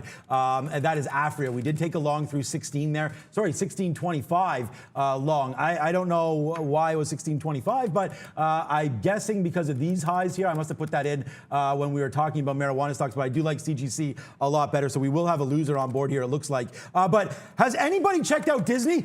Damn it, damn it, damn it. Hot dogs for everybody. We are still short. 191.50, guys. 191.50. Sticky no time. There it is, the one Disney short. I told you I was feeling very, very bearish on Disney. There it is. We get that one. And Manny D, my man, yes, sir. Never stop yelling. If you're here for the energy, I feel like you're in the right spot. So there we go, guys. Big time trading happening today. Thank you for that. Thank you so that. I don't even trade, but I love watching you guys. You love the energy. This is your first super chat. Thank you, Cameron Rossetti, but I got to get back to trading, guys. I just can't keep talking about this all the time. There goes Afria. Boom to the upside. We go 6 for 6 now. Your boy is back. We're happy. It's a Friday. We've got the merch on, and we're feeling ways today, Neil. Let's go. Watch it. Let's go Tilray, first of all. I'm cheering for Tilray, if only because if we get to this 34 even area and make any kind of a push, and I can still pick up sundial above $2 again, that's what I'm kind of waiting for on this little dip. I got a little bit on at 06, and then I said to myself, hey, if we roll over on Tilray right now, then I'm probably not going to want to dip back in too heavily because we could go back through 2 even. So if we can sustain this move, if Tilray sustains this move, and it's very, very close to positive, 32.15 would be that number. If it goes to the upside through that, takes out 34, I'm going to be adding to that sundial on the way to 220, but I want to be very, very patient. If this bounces back into 30, we're very, very likely to break through that $2 range as opposed to hold. Now I want to go back over it if I can, Virgin Galactic. I said maybe it could sell off today. It did double bottom at that 52. I still have an order to go short at 52, but watch out. It's now approaching this level in the pre-market, 56.50. If it goes anywhere close to that one, it could fade into it in that regard. So looks like we're turning at least a little bit on Tilray here and trying to make that test back to that 210 area, slightly in the money on sundial. And I'll get to INO in a second. Of course, that one's still working to the short side. I mean, guys, we could basically just start to chill today because, there we go. Nice going. Look at Fisker, guys. 1870 now. You know what? Forget this. There's too much money to be doing this nonsense. 6 times daily goal is Afria going nuts. Look at Fisker, guys. Straight to the upside. We're going to take out highs here. Bang, bang, bang, bang. I mean, I don't know what else we could do possibly for you, but I know Brendan's going to have another name. Let's go, Brendan. Another one that was actually mentioned in that same note from Morgan Stanley here, guys. Helion, another one in the EV space, down though, 9%. But look at this move this thing had yesterday afternoon, 15.5 to 21.5. We're trying to hold 19 right now for Helion, guys. All right. Yeah, so we're just getting out some Afria. We talked about that. I mean, Weed Batman is in the building right now. Let's see how high this one can go. Pun kind of intended, but not really. We're just going to get out. So we're getting flat. I'm out of half already. Let's see if this one can moon and get back to positive here. 17 is a nice little level. We did have some buildups there. So 17 and change hopefully coming. We do have another offer to get out in the 60s there, a rate where we topped out. Wondering if that's the way. I know Neil's looking at Tilray. That's been leading, obviously, a lot of these marijuana stocks, but there we go. So Disney, how about that, guys? Out at 187.50 for 187.50, $4, $3 in the money rate, $4 winner, 191.50, guys, short, out 187.50. So to talk about it being a disco kind of day would be an understatement as we just continue to run things to the high side right now. Neo back to life. We did not get that bottom bid there. So yeah, Neo coming back to life in a little bit, $1 in the money there at the high side. But right now, Fisker just motoring up. Guys, what a big trade here for Fisker as well. And long Sean, 17.50. Here Go comes ahead. Tilray 34. Now, you guys, you're not going to see me long in Tilray. You're going to see me long in sundial. As I watch Tilray creep to the upside, remember, I still have that 220 target on this trade. I got 15s just there, and it just keeps pulling back. Every time Tilray stalls out, you get a pullback here in sundial. I've been holding off on adding back into the position. I did one time at 5s, and maybe I should have been a little bit more aggressive there. 225 is still going to remain that target. So as long as we're below 340, I am still 34 on Tilray. I am still thinking reversal in the sundial, but you got to be so fast to catch these trades. As much as it's done 350 million shares, that is a heck of a lot less than it had done yesterday. Just to go back to Virgin Galactic, because I did say I wanted a rollover off of 56.50. It's stalling out lower than that. So 55 right now, some serious consolidation on Virgin Galactic. If it does hold this level, and by hold I mean if the offer holds, not the bid. If it does hold that level, I'm now going to look for like a 54.50 breakdown trade on Virgin Galactic. I am a bit bearish on the name today, down that 8%, even though it just bounced off 52. Okay, I thought I had an offer out on Fisker. Oh, I guess we did. We got hit right there. I thought I had one more near 19, but I don't. So let's put another one up here on Fisker, but another $1.18 win. Afria still 30 cents in the money. Brendan, give it to us. Another one from the watch list, guys. Inovio Pharmaceuticals just coming back to this 15-20 area. It was tested a couple of times in the pre-market, starting to head back southbound. But we're getting into some support once again on INO. Remember earlier in the week, they announced their COVID-19, late-stage COVID-19 vaccine trial will begin in Q2 as well, guys. So, I mean, I've been ignoring this one because I have less than 10% of the position left when it's like over $1 in the money. Because the real thing that's annoying about it is I talked to you guys about that 1580 level, that seller in the pre-market. Now, sometimes size matters in the pre-market, and on a stock this thin, it really did. Right at 930, it bounces to 74. It's the exact same price I was shorting over and over again, and then there's your flush down to 1420. So I got greedy, basically holding the whole way. I think it was going to die an even bigger death than that. But obviously, you're going to see this one's a nice one. I'll take $1.50 if it comes back down. I can't continuously look the gift horse in the mouth when it comes to INO. You have to. It doesn't matter how many shares you have left in the position. Just because I took too much out early doesn't mean that you sit there and YOLO the rest of it. You should still treat it as if it's still a significant position there. But at any point, if 1580 breaks on INO and it comes back the upside through that level, it is definitely going to be a long, given what I saw on that particular offer. I just got the Virgin Galactic position to the short side. It broke that 54.50, so I'd still like the idea of playing off of 56.50 for a short, but on a pure momentum play, if I can take this one using 55 as an out and then see if it goes back down close to that 52 level, where I also have an order to go short if it breaks, I'll play inside the range on this name just because I have a bit of a bias. I asked you guys, I mean, Afria. Let's go. Yeah, you're right about that, Robbie. Size does matter, especially in trading, because if you don't use big enough size, then you won't make any money because, but to say that doesn't mean you have to go in right away and start hammering it, guys. I have 19 years experience here, so there is a little bit of an advantage there as to that. But what's really made a big difference for me, and we keep talking about this as the show goes on, but and it's not, again, we're doing everything for free, so it's not like we're selling things. And that's, again, something that we don't do on the show. This is for free. But the morning movers, like Disney, the #1 stock there, you combine that with the sticky note and it's lights out. Datadog Cannabis, like right now, Afria, one of my top stocks, 50-cent win right now on Afria. I know Neil's over there on Tilray as well. So some big names coming through. And thank you to Brendan and Valeria for all the hard work they do on that watch list. Thank you, Brendan. Seems like leading the market. Yeah, we do our best. Seems like leading the market higher here, guys. The banks, very strong so far. JP Morgan, day highs, 1%. Heads up, though, there's a big level on the daily chart right here, right now, 141 on JPM, guys.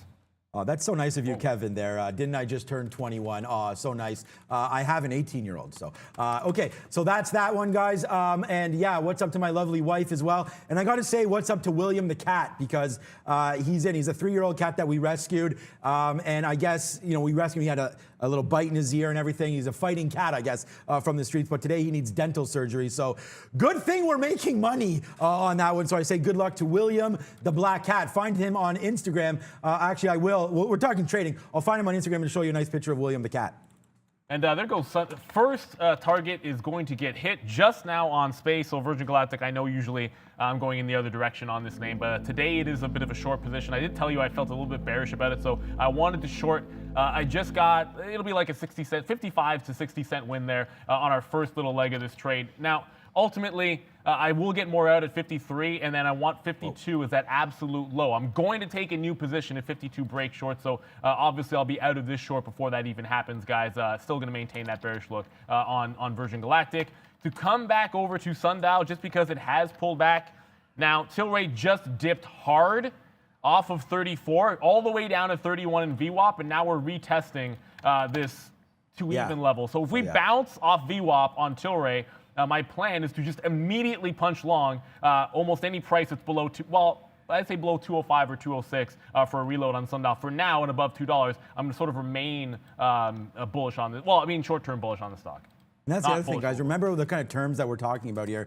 Neil and I are day traders, right? So we get flat at the end of every single day. So that's why right now I'm pretty light on most of the trades here.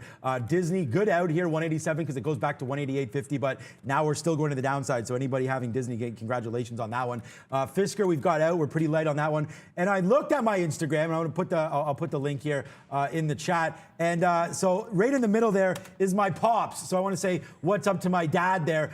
So yeah, that's what I'm going to look like, hopefully, when I get older. But I do not have a picture. Oh, what's up to NASDAQ? Thank you so much. This was back in the summer for the NASDAQ mask as well. Brendan, myself, and Gregory golfing. We cannot wait to get back on that golf tip very, very soon. But I do not have a picture of the cat up there, so I apologize. I thought I did. Maybe it's in my Twitter somewhere. But okay, Fisker's still going to the high side. We're going to look to get into some more stocks. We talked about Microsoft as well. Oops, not MSNFT. MSFT. We talked about Microsoft earlier. I wanted that 245, but the market dipped. Like this is just, oh man, I'm going to cancel that 245. There's not much love here right now for Microsoft on that side of things. But Fisker right now $1.20 in the money. That's a beautiful trade here. Still trying to make highs. And then Afria, we're still running that marijuana space for you guys as well. Some super chats there. Thank you for what you do every single day. Today is Lunar New Year. Yes, it is. I like to share coffee with y'all. New Year, yesterday, on this New Year day. Thank you so much, Pasang. Look, we're here for you guys. Thank you for the love and the support. I'll definitely go and grab a coffee. Thinking about that pistachio latte still. As Fisker, boom! What a great trade that was. I wish we were longer at 17, guys, but we're not. What's up, Beep? I agree. UAL, back to the upside here, guys, trying to hold through 43.50. They just came out with an announcement talking about a brand new route starting in the spring of this year, if you can believe that, from California to Honolulu, Hawaii. So UAL trying to get positive, guys. So we talked about it. The second I saw the bounce on VWAP on Tilray, I was going to go long as long as we're at a reasonable price. I actually able to get 04s there, scalping into that 210 area. So it's going to be that trade today. I think where most of the wins will be in that 5, 10, 15 cent range, 15 being the maximum. And I am consistently holding this position as long as we're above 2. So I haven't been taking it all out. I've been trying to hold on to 25 to 40% or so, as long as we're bouncing and going to the upside. Still thinking we can get to that 225 mark, but I am not taking my eyes off of Tilray, if only because it has been leading the market. You can also look at maybe the ETF MJ as well. Certainly worth a look. Virgin Galactic is trying to continue to stair-step lower. I don't know why I have 2 orders there. We're going to get one more order out. If it breaks 53.50, which it just did now, should be looking at a quick dollar winner on the second, third, and then out in front of 52 with another short, potentially through the low of the day on Virgin Galactic. Now, we talked about this one all morning long, so we're a bit bearish on it just for today. I mean, obviously, I still like the stock in general. INO, on the other hand, I'm still short this one. It's now bouncing. Now, remember 1580. That is a line in the sand for me no matter what. And I don't know. We're going to be knocking the poo-poo on this one. You guys can call me a piece of poo. If I'm still short and this thing breaks 1580, it probably means my system has broken. There is no way that level is going without me reversing from a short into a long position. Well, hopefully I'm not reversing from a short because I've already made money. But that was a big, big pre-market level that I'm not going to ignore. I'm definitely going long through 1580 if it breaks on INO. Again, guys, I don't have it on the list, but the one thing we did talk about here in the cannabis space today was CGC. And if you do hit the rewind button, guys, where were some of those levels? It does dip down to 38 off that chaos off the open. But because we were running things so hard, we didn't actually realize that we should have took this to the backside, 39.50 here on CGC. I really held hope that some of you guys had that. That was about as clear as day for me right there on that hold. But instead, oh well, the idea man doesn't stop, so you don't have to worry about that. Afria, 1560, guys. So here's 1560 here on the sheet. We're at 1705. right now. We went long there. Again, 1560 basically is that bottom. It goes down to 15. We talked about that off the open. We were never going to get into cannabis early. We had to see the momentum come back to the high side. We got it. I should have listened to myself. Take that VWAP 1560 break. But oh well. So this is the three positions we have on right now. $1 in the money on Afri on a $17 name. $1.50 in the money on Fisker right now. Just took some out, not high side 19s there. And then 50 cents. Well, no, sorry. Now even on NEO. So we'll look to see NEO's just bouncing around, but we're going to hope that was 50 cents in the money. Let's see if it gets back to VWAP, but a big day keeps going, guys. And there goes Afria. More. Give us more. Wow, that was, sorry, just all of my screen just went black for a second there. So that was interesting. And it was literally as I saw, I mean, I know right at that 1580 area, Tilray right at $34. I'm saying to myself, oh my God, I got stops to break through both of those prices. So either way, everything's fine now. Don't worry about it, guys. It was just a bit of a flicker that freaked me out. I did take some of this sundial, and now, okay, so someone asking why am I using Tilray is a bit of a proxy for sundial. And it's just because momentum in these names has sort of been following Tilray, which was the bigger of the squeeze plays. It was the one the most overvalued. So I've been using it as a bit of a proxy. Like I said, you can also watch one of the ETFs as well. But Tilray has been a good leading indicator for me the last couple of sessions. And I don't want to get too far away from that, guys. So that's the only reason I'm using it there. 34 did not break on Tilray. I am going to go right through 34 even. If it does break, I'm going long in that name. I'm already long sundial into this level.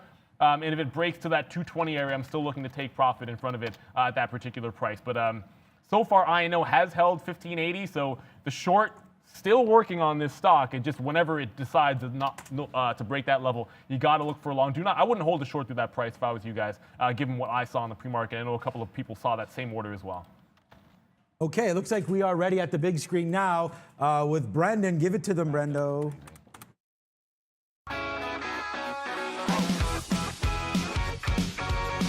Hey guys, yeah, 10 o'clock. Let's have a look at North American markets back in negative territory here. We were talking in the pre-market about choppy start to the session. We're seeing that continuing overall. The market's really not doing a heck of a lot. We're basically where we started for the S&P and the Dow, a little bit lower now for the NASDAQ. Tech stocks showing a little bit of relative weakness going into the weekend. The Russell, 0.35% to the downside. You can see here in Toronto, trying to go green, in fact, for the TSX. Brazil lower as well, 0.6% for the BOVESPA. INO, yeah, Neil was just talking about this 1580 level. Wanted to highlight that. You can see on the pre-market levels there, pretty clear. We came down to 1420, 14 held. A lot of volume coming in at the top end of the range here from the pre-market. A heads up on INO. We'll shift over one more time and have a look at PayPal. Yeah, with this one also on the watch list. We did get above that pre-market high. Turned on a dime, straight southbound, about $10. We're testing 288, 287 right now for PayPal, guys. Back to you. So 34 does break, and I don't know, we'll use this one because we haven't used the Wiz. Well, I haven't used the Wiz anyways this morning, guys. But either way, 34 does break. I scalped some out in front of that first quarter. It goes to 50. I was going to get some out of 50. I usually get some out of 50s. And then I canceled my order and threw it in front of 35, just feeling like this was going to really go. And part of the reason why, now usually I probably wouldn't hold on to it the way that I did, was because Sundial, yeah, this is me getting out at that 220 mark, and then it just starts going even crazier to the upside the second I get out of this one. We did reload it too. I did add to it around here at the consolidation when Tilray was pushing higher. I just felt like I can't wait for the break if it looks like it's going to already go, and that's the reason I got in earlier, like I mentioned to you guys. Now it's testing the pre-market highs at 235. Maybe that's a short. I don't know, but I'm still holding on to this. Now almost $1. Now $1 in the money. I said almost $1. Now almost a full buck in the money is this Tilray, and 35 has this guy, which just, I mean, it was there a second ago. Trust me, there was 100,000. There was a lot of shares at 35. It's gone now. We're long at 34. The break is ongoing. I just wish I had Sundial, so took that off way too early. Yeah, exactly. Weed Batman is definitely in the building here today, guys, for us. So, yeah, just keep it going here. I mean, and I hit the Weed Batman there because, yeah, today we're smoking some good stuff because 1620, guys, is where we're long. I mean, this is a $2 winner right now and trying to. It just touched 1820 right there. Was a $2 winner and just bouncing around. But Afria, what a great long that's turned out to be, as has our Fisker, man. FSR, like, This is a $2 win. So I've got back-to-back $2 winners on right now. Fisker, Afria. We're going to let to see if this one wants to rock and roll again and again and again to the upside. So we will wait to see on that one. XOM, you talked about what the Twitter just... Wow, Twitter broke 70 TWTR there. I didn't even notice this one either. Twitter off to the races, man. I'm hella long Twitter in the PA as well. Not here today, but wow, breaking 70 was a beautiful trade. Even if you had it early, it goes up to 1727, but it only dips down to 1690. Sorry, 6960. So that's not even worried about getting out. Bang to the upside. What a great trade that's been. So let's just keep on trading, guys. Big day alert. And there's one trade that was definitely missed, and this is going to happen from time to time. Tesla 800. Look, obviously, look, I was looking at Sundial, and it's going to take my attention when it does this much volume, and I'm over 100 trades on it. So that's going to be probably the #1 look as long as it stays as active. But Tesla 800, wowzers. Sometimes, look, do as we say, not as we do, because we're going to give you the looks in the pre-market on all of the stocks we think are interesting. That was a big level. It gave you right down to 787. And if you've been following the show for the last year, trust me when I tell you this, the first time Tesla made a run to 1,000, randomly, 787 was a number on the way up. Believe it or not, it is actually true. So the fact that it bounces there, I don't know why, but that was the low. I'll be honing in on that level if it ever breaks to the downside. Next, I mean, 780 would have seemed like some support if it breaks through that price. It hasn't done so yet. Still long some Tilray, even though it just came back to break even, and then stalling at the high, pre-market high is Sundial. 235 was that high, it just stalled at 230. I'm going to get out of the last of my Tilray. I don't want to be distracted by it. So break even on the final quarter of that position. And then now looking to see what happens at this turn on Sundial, or potential turn. I don't want to say that it's going to turn when it hasn't yet. If it does not break high of the day, I'm looking to roll into a bit of a short position on Sundial. Even though I've been taking longs since the open, I am now looking for the short off of 235 top. And just to go back to the INO, remember I said, guys, if it breaks that 1580, not holding through, going long, that's exactly what I did. I got 83s to the long side. So it broke 1580, I got 83s long. If it breaks 16 even, I will take some profit out in front of this 1635, just because I think there will be resistance at some of these levels, potentially to that 17 pre-market high. So I asked you guys earlier if you knew what BFT was. Everybody said it's going to be PaySafe, and you are correct. And look what's happening right now to PaySafe as it just continues to go to the high side here. BFT up a little bit so far today, just 3%, but we were talking about it down here at 1630. This remains a very, very sleepy stock, guys. Just be careful with BFT. It's not moving too much. Check back on BarkBox, which is my other SPAC that I like right now, not doing anything, up 2%. So a couple decent days here for the SPACs. Guys, what's up, Bren? Did I hear Brendan? We have a couple of levels, or a couple of videos, I should say, on day number 2 when it comes to opportunities on trades, guys. This Bumble 76 moving, or where we opened yesterday, ended up holding on the pullback there. Yeah, huge move, guys. We're now at 82 for Bumble. Wow, my bad. Yeah, Neil. I got worse. Look, man, I've got worst chart of the day. You're not gonna. It's not gonna get worse than this. And well, actually, I broke a rule here, guys. Yeah, there is one rule that I've told you guys before that I have to be able to stick to, and that is if you take this kind of a low, pre-market low of the day is the out. I got out an even number, which is 72, when the out should have been at the pre-market low. You can see me making close to bottom wick, and you can see that looking absolutely disgusting in terms of an exit point. So there you go. It was pretty good. And 76, yesterday's open price, was also pretty good. Look, you don't want to cry over spilt milk. It's just, I actually don't care about like, taking big hits or small hits, and I'm up on the stocks. I'm not even angry about it. I'm angry when I make a mistake that I should know better about there. And that's one of the rules that I usually put in. Forget about that even dollar. Don't get attracted to that. Look at this 71 area down to the bottom here in the pre-market. It's definitely going to be significant. Bumble, I mean, I'm not sure why it didn't halt on the way up there. I mean, actually, no, it's only about 5 or 6%. If it comes back and retests like 77 off of that 76, I'll definitely look to play that if there's any kind of crazy pullbacks, but it is off to the races. Thought there could be action on day 2. Thought we did have a good level at 72.5 for the dip buy, just was not disciplined enough to hang on to it and got out of it way, way too early, obviously, as you guys can see. Yeah, exactly. I have one. I mean, we each have one of those charts probably daily for sure. Yeah, you can even, I mean, even here on NIO, right? Like that's the same thing. Watch out for 60 to break right now, guys, on NIO. I like this one to the long side, so I think that that's one that we can take. We are 35 cents in the money. Our position on NIO is long 59.51 still from right here. But I am looking at this 60 break and thinking it looks pretty juicy there. So we may just wind up taking that one, 59.85, maybe even a little bit to start off with. But that's a good little trade here for NEO. We'll see if we can't take that now, breaking through 59.90, 59.85, something like that, maybe even $60.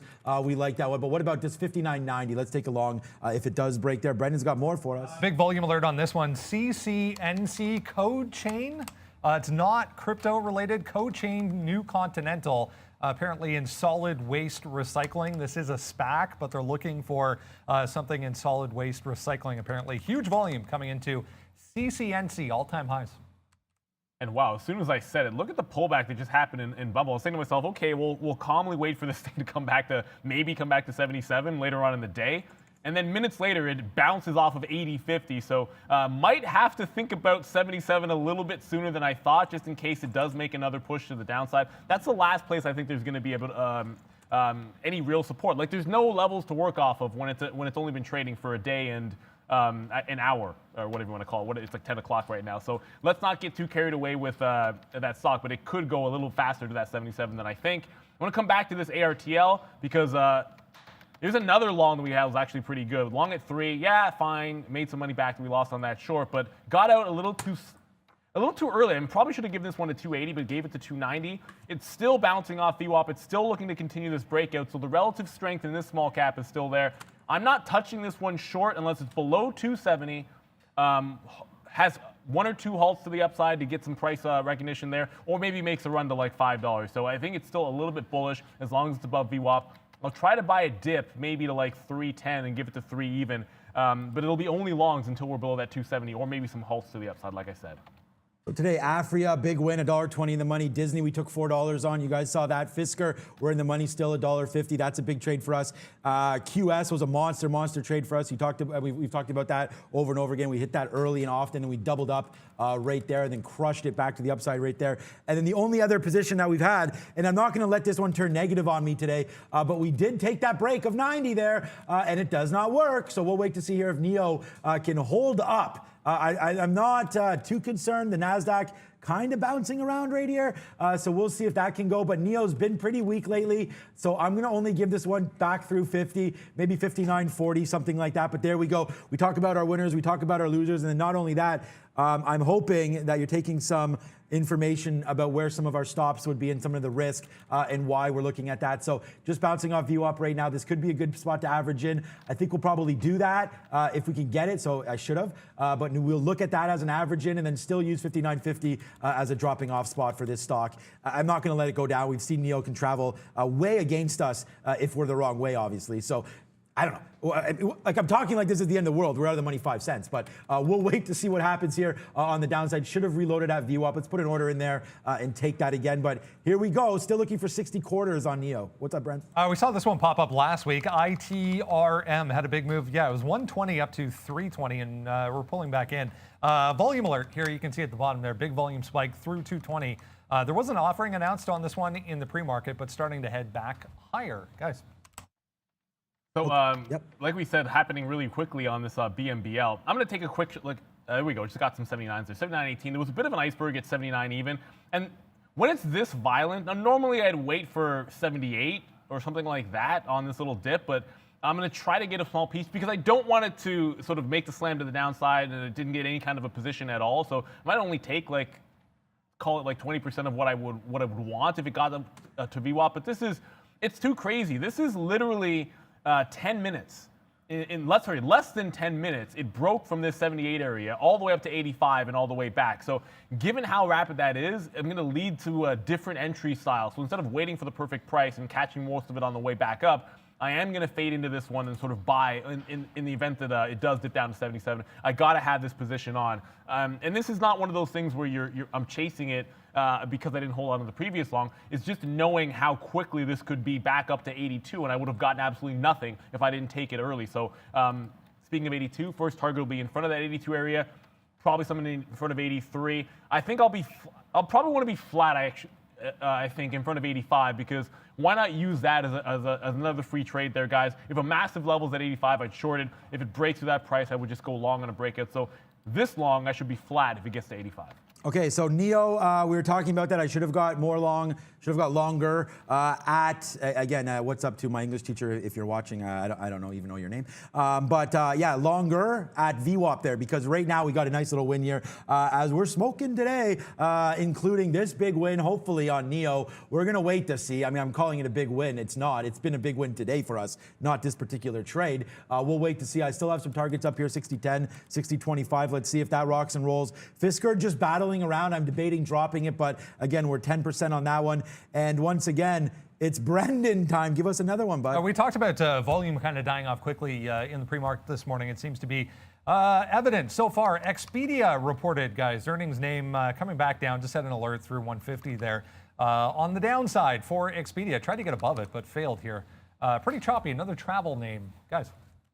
Ooh, travel name showing some weakness on a Friday in front of a long weekend. That's not too surprising at all. I want to go back to Tilray if I can, not to ignore some of these weed names, but I've been watching this top here at 35. Now remember the 34 break had mixed results. I did scalp some out, then took out break even on the rest. It's now tested this 35 a second time before coming back in. Previous pre-market high has not really held up as far as being a level at 33.50, so I'll throw that number out the window. I'm not going to care about it too much, but I am still watching Sundial, and if we break 35 here, there's a part of me that says go long in Sundial because you're going to be able to take a much safer and bigger position over in that trade.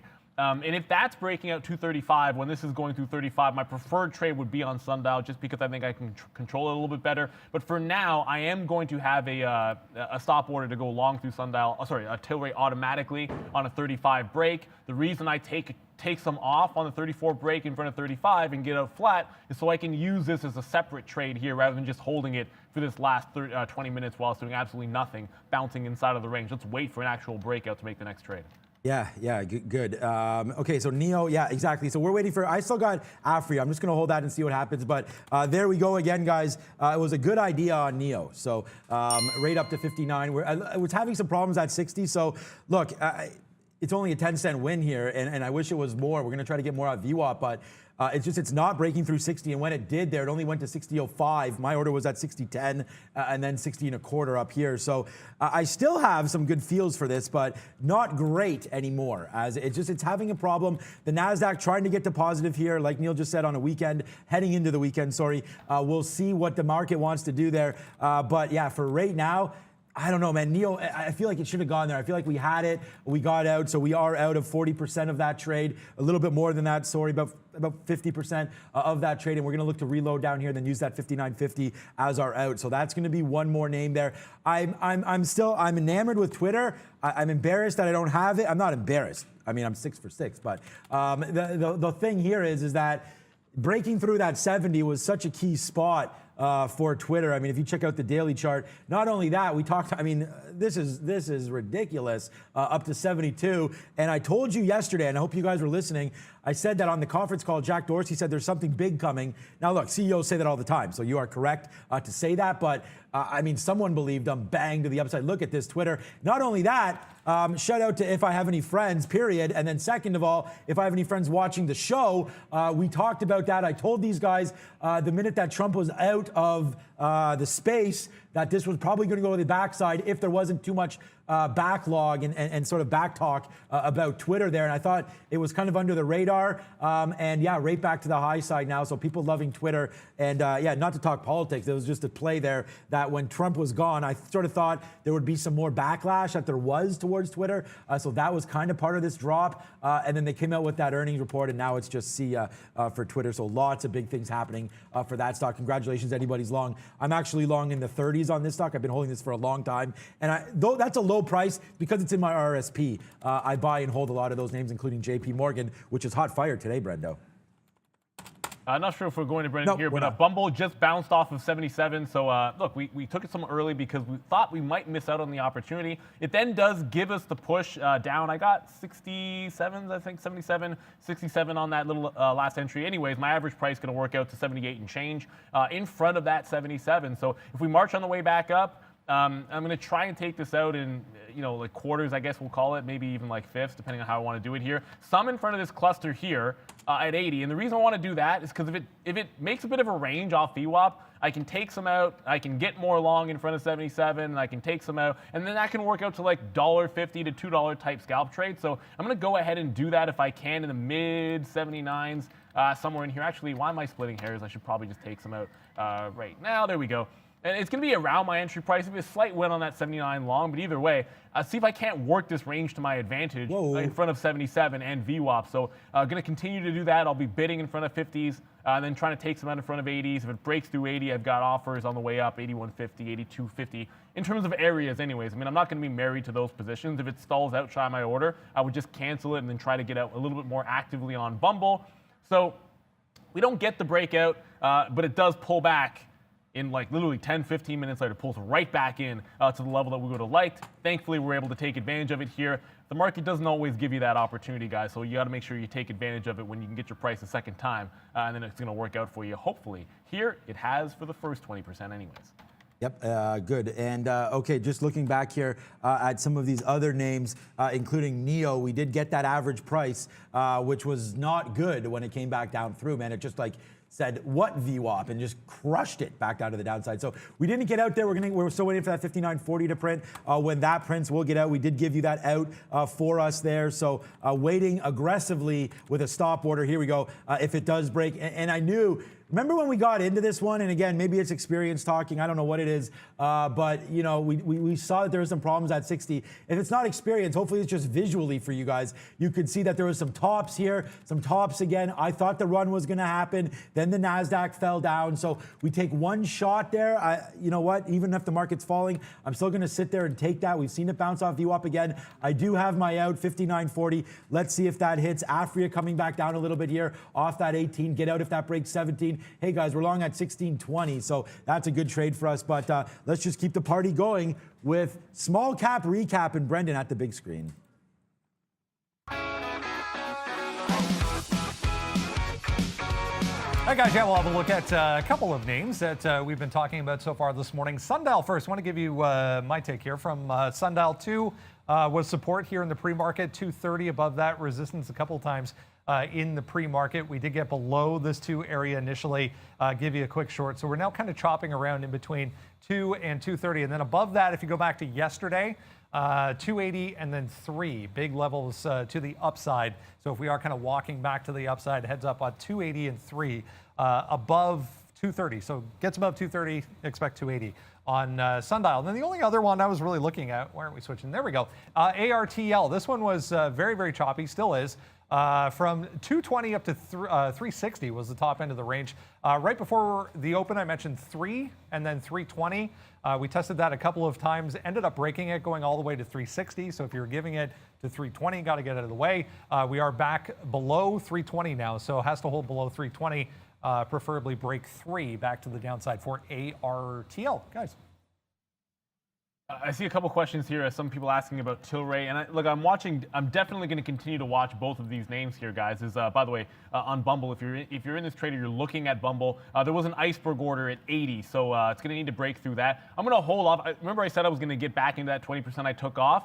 If it bounced off VWAP, I'm not going to do that when there's an iceberg order at 80, stalling the move out. So unless it breaks that level, I'm going to hold off on adding back into the position. Tilray. And you're going to see I have a different stop order. I don't want to miss this one, so I have a more active stop order if it breaks 35 to the long side. I'm not betting on this one being a reversal short until we can actually, sustain. And there hasn't been much offer. Let's look at level 2 here, guys. There hasn't actually been much offer on the way to the downside here, and following it down or any active signs of strong selling. So unless we get below, I'll call it 32. It also happens to be VWAP. I'm going to stay with only wanting a breakout long in this particular name. Now, I would consider shorting Sundial off of its high of the day because there's so much liquidity as long as we're below that 35 level on Tilray. But I'm still sticking with It does feel like it wants to make a challenge of this level again. The 34 break was not the best in the world. It only gave you that dollar. But this pullback, after a pre-market high break like that, usually the pullback's a little more sharp, right? So a lot of people that went long, they're panicking. They tried to hold it. When it breaks 33.50, they're like, oh, man, I got to get out because it's just not going. That just didn't really happen. It bounced shy of VWAP. That's a sign of strength here up this 33. So I'm still maintaining 35 break long. If I do short one of them, it'll be sundial because I think there'll be tons of cover on that offer at 34 or 34.35, which is high of day. Brendan? Some of the semiconductors still showing some strength, guys. Mentioned this one early on. I think it was around 24.20. We're now at 25.20 for AMKR.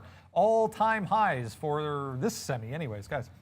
Remember we talked about SMH yesterday, as was my call for the year, and that's definitely paying off for sure there. Okay, so NEO, so we did get blown out there on the bottom side of that one, 59.50, 40 does break. We noticed that when it breaks, it doesn't continue, so then I did take another break through 50 and got some of that out at 65, but now my average price is 52 and change, so we're gonna wait to see now if it does continue to break down. We'll take that, but nice, look at that average again at 43, so here we go, NEO to the upside.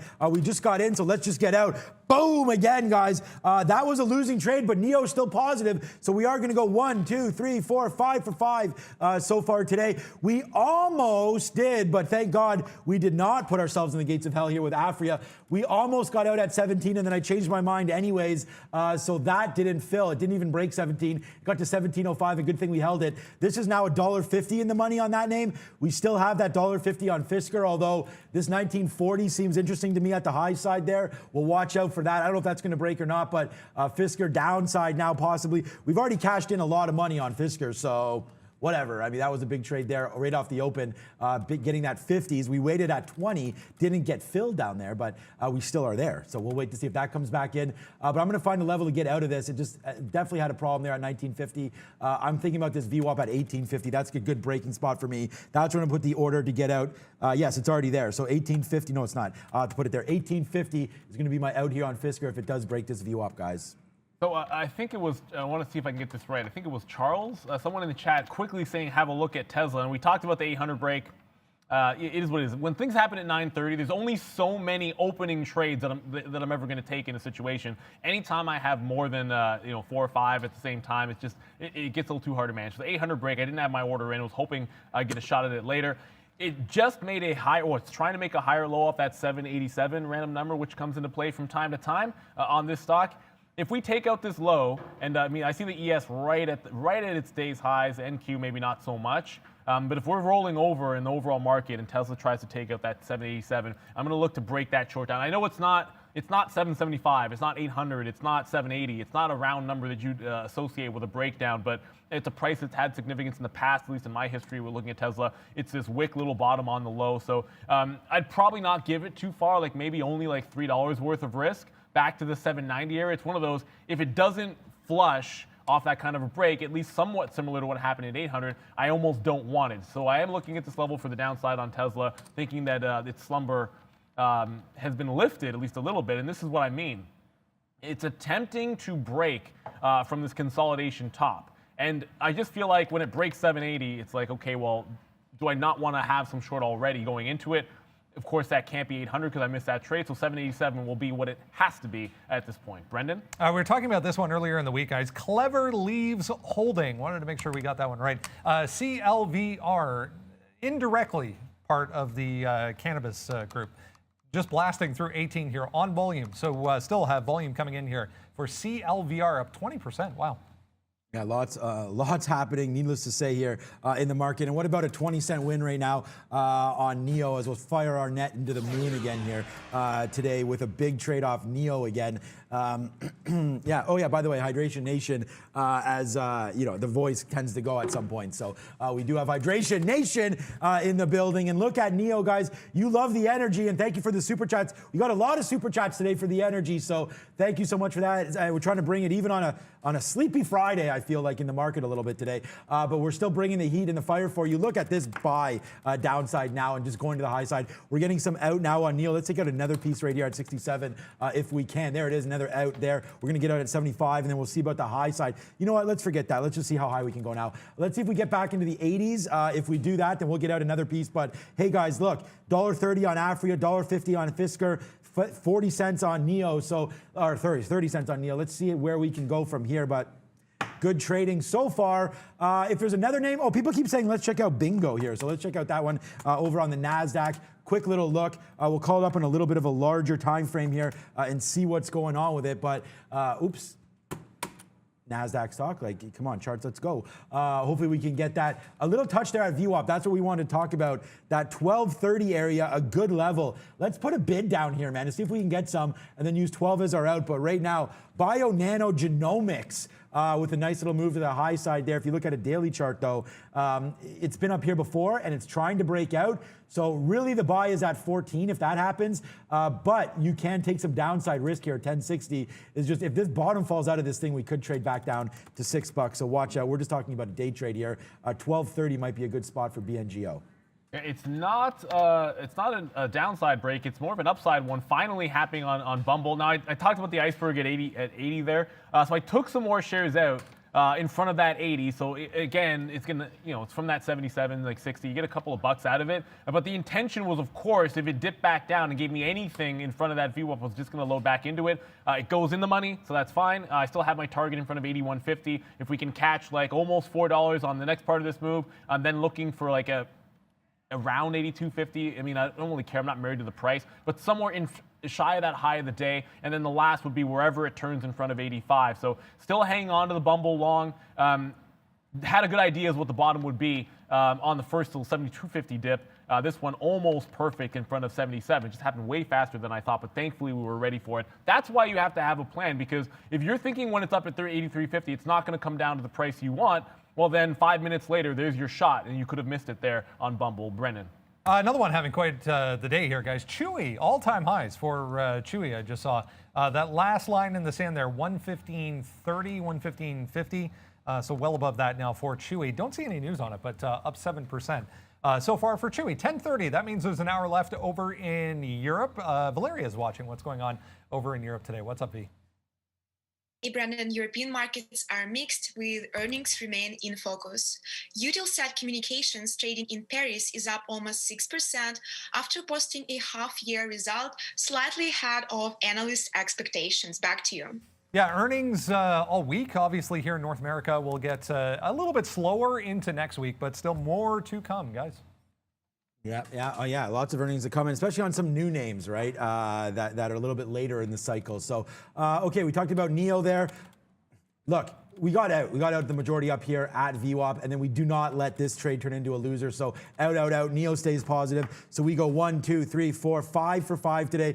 You can see at the bottom all the profits that are rolling through. And again, it's going to show you like a per share profit. So every time we get in and out, it just keeps adding it up. So it's not completely accurate on how much money we're making, but it'll give you an idea of the stocks that we're up on and the stocks that we're down on. But it's 5 for 5 today. So hopefully that's not showing anything red over there on the chart for me. But Twitter still $72. We've missed that one. I'm just debating whether or not we go long through 72 right now, because it just did fail back to 72.50. This move may be too extended here. I do like Twitter, but look at the market looking to fade down. Just thinking that this may be a little overdone today on TWTR. But other than that, man, we have our Fisker out at 18.50. We're waiting for that to flow through, and then Afria still struggling on the high side there. Should have picked up some more at 17. We'll find some more cannabis plays. I do like CGC, but what a missed opportunity that was down here at 39. We talked about why in the pre-market. Join us every single day, guys,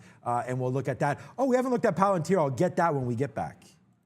Bank error in my favor there, guys. Tesla broke 787, but my stop triggered actually a little bit early, so I actually get a much better price at 787.88. Now, look, bids are not going to matter too much. Remember 780? I showed you on the daily chart is a bit of a low. I'd like to get out in front of that, hopefully on like a 785 break momentum in between 85 and 80 even. I'll take the first leg out of this one. Or if it just happens to bounce a little bit too harshly off of like a failed break at 85. Maybe I'll just get it out that way. But there's Tesla breaking through low of the day. Did look relatively weak to me. I ignored these wicks to the upside. I mean, it's been constantly holding below 790 in this 787 area. So for now in the money, but that could change very, very rapidly here. It's just trying to make a bit of a base at 85.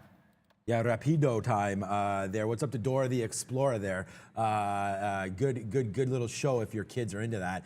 My kids like Dora, but they're too old now for that. But Dora the Explorer, they're good show. Okay, 59. So that's why. Look, we noticed a while ago here, guys, that this name was pretty weak. Neo. I mean, we took it off the open, off a beautiful buy there. A great dip. Like, happy to grab that, obviously. And now we'll just wait to see what it does on the high side now. But we're out of Neo. I'm looking for lower now. We did post it on our post-it note here that we take that 58.50 level as support. So I think we'll wait to see. There it is on the post-it note. You can follow it on Twitter. I'll post that in a minute. But that's going to be a level that we're going to watch out here for Neo. I think you got to trade short names when the market's heading to the downside, like names that are weak, right? Like not names that are strong. We've identified Neo down 1.5%, market only down 0.4%. So to me, that makes a little bit of sense there with Neo looking for shorts on this name. So we're going to have to do a little bit more work and blow this up because yesterday we were not near any of these levels. So it's going to be a couple days before we'll have to go back to find out. But I like that 58.50 level. I'll call it on a little bit of a bigger chart when we get back here, guys, from Neo. Sorry. Yeah, and speaking of finding names that are weak, now I did think, and it's going to work. I'm up on Space Virgin Galactic, but I'm going to go ahead and say the bearish look on that might not have actually been the right call. Now, it does reverse off 55, or 55, 40 short, 41 short has worked. I do have the last third on, and I still think if it breaks 55, I'm going to get out of it, but it's just not nearly as weak as I was anticipating. With the market sliding here, I would have thought we'd be testing the low, so I have to look at that with some caution. Now, if I was truly overly bearish and sticking with that plan, you'd likely see me adding to this position here, but I cannot do that, noticing the fact that it's bouncing while the market is turning around, and I thought it was going to be a bearish name. Tesla holding right around that 70. Remember I said if it doesn't break that 790, I'm going to hang on to the short, but if it goes right through that, very, very tight stop when it comes to that particular name. Do want to come back if I can because I'm sort of ignoring Sundial a little bit. I'm just sort of noticing Tilray still in that same range that I don't want to touch, creeping a little bit lower. Sundial, if I have to short one, it might be this one first. It's trying to hold VWAP here. Now, it's bounced almost every single time. Tilray's still on the highs. I was going to be shorting this off the high of the day. Now I'm thinking I should just be long in front of like a 205 here on this little dip, guys.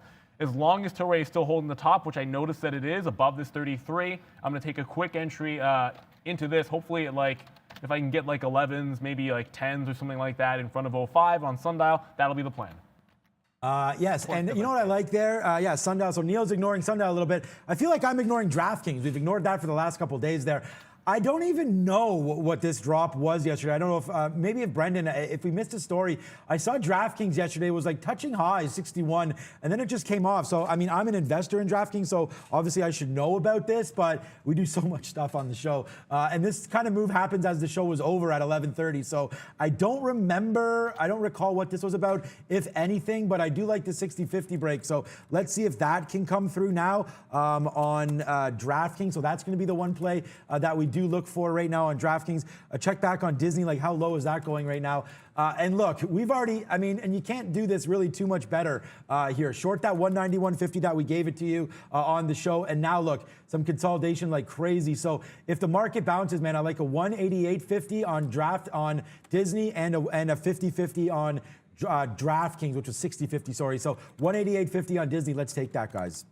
And I just got out of that Tesla, said it would be a very, very tight stop on that trade. That's exactly what it's going to be. Now, look, ultimately, you could sit there and you can take like a $2 winner at the bottom. That was not the type of trade I was looking for. I was looking to risk a couple of bucks, which is what we did, to try and make 5 to 10.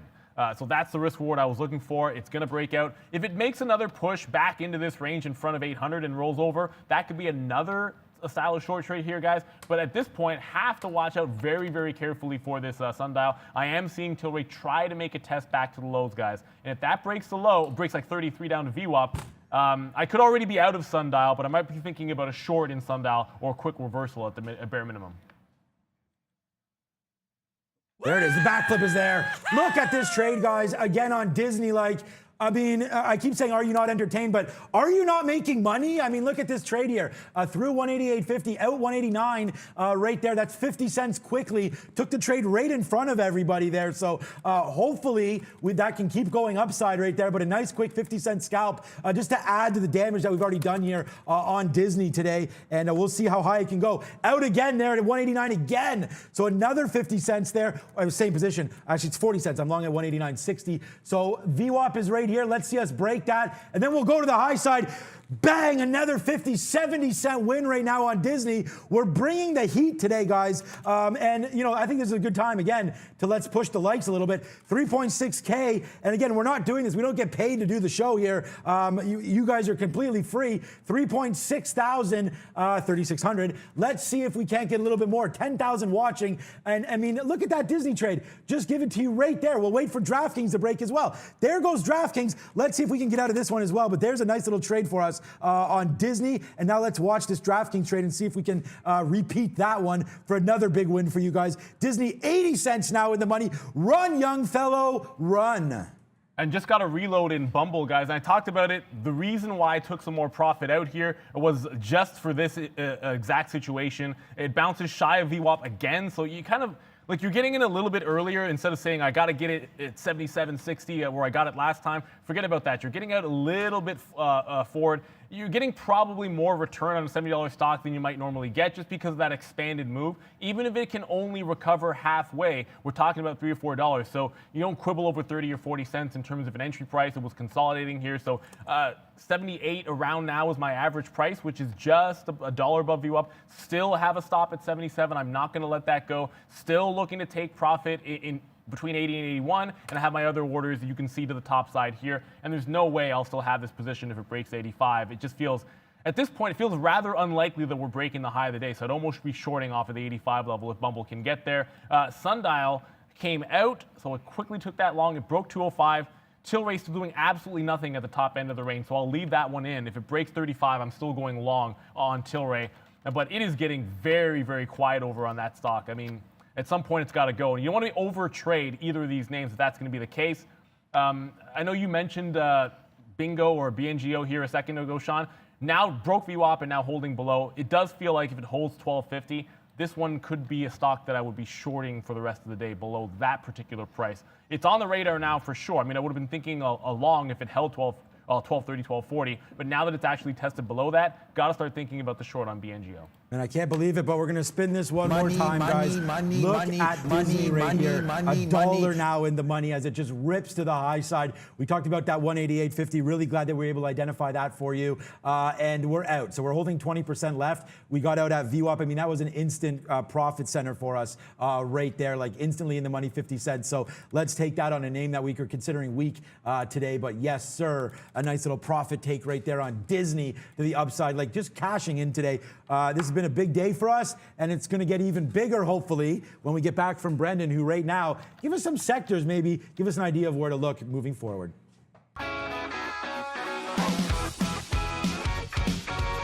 Hey guys, yeah, we are back to positive. I'll show you the board here and we'll check out why, but back to positive here for the S&P 500, 0.1%, so not a huge move, but let's figure out why. I'll start over here. Material stocks, pretty strong so far today.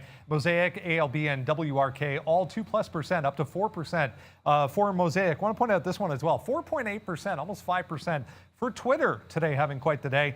Kind of dragging Discovery. There's Fox here, Fox A, Fox, depending on which one you want to look at, Viacom as well. So the communication stocks also providing a little bit of strength for the overall market. To the downside, offsetting that, healthcare stocks, specifically the equipment makers here, DVA, DXCM, to name a few, BSX, EW, CERN as well, a full percent to the downside. Where'd they go? Over here. So this group, healthcare equipment makers, downside, but ILMN here in the pharmaceuticals group back in positive territory, 10.8%, BIO and TMO offsetting some of that weakness. So overall, the healthcare group kind of flat. I mentioned right at the, I think it was like 9:35, right at the open, we saw big volume coming in, buy-side volume for the banks today. This entire group in positive territory. So strength coming from financials, some of the tech stocks as well, specifically semiconductors, the healthcare Pharmaceutical names, not the equipment makers. Material stocks, as we mentioned, and communication stocks. To the downside, real estate, that little real estate group, very strong earlier in the week, getting a bit of a pullback today, and the utilities as well in negative territory. Overall, we did, as I mentioned, get back to positive territory, guys, only 0.12%. Back to you. Holla. Okay, so guys, Disney just running things right now. $1.50 now in the money off that 188.50 break. So $4 to the downside there, another $1.50. Let's make it $2 here on the upside of Disney.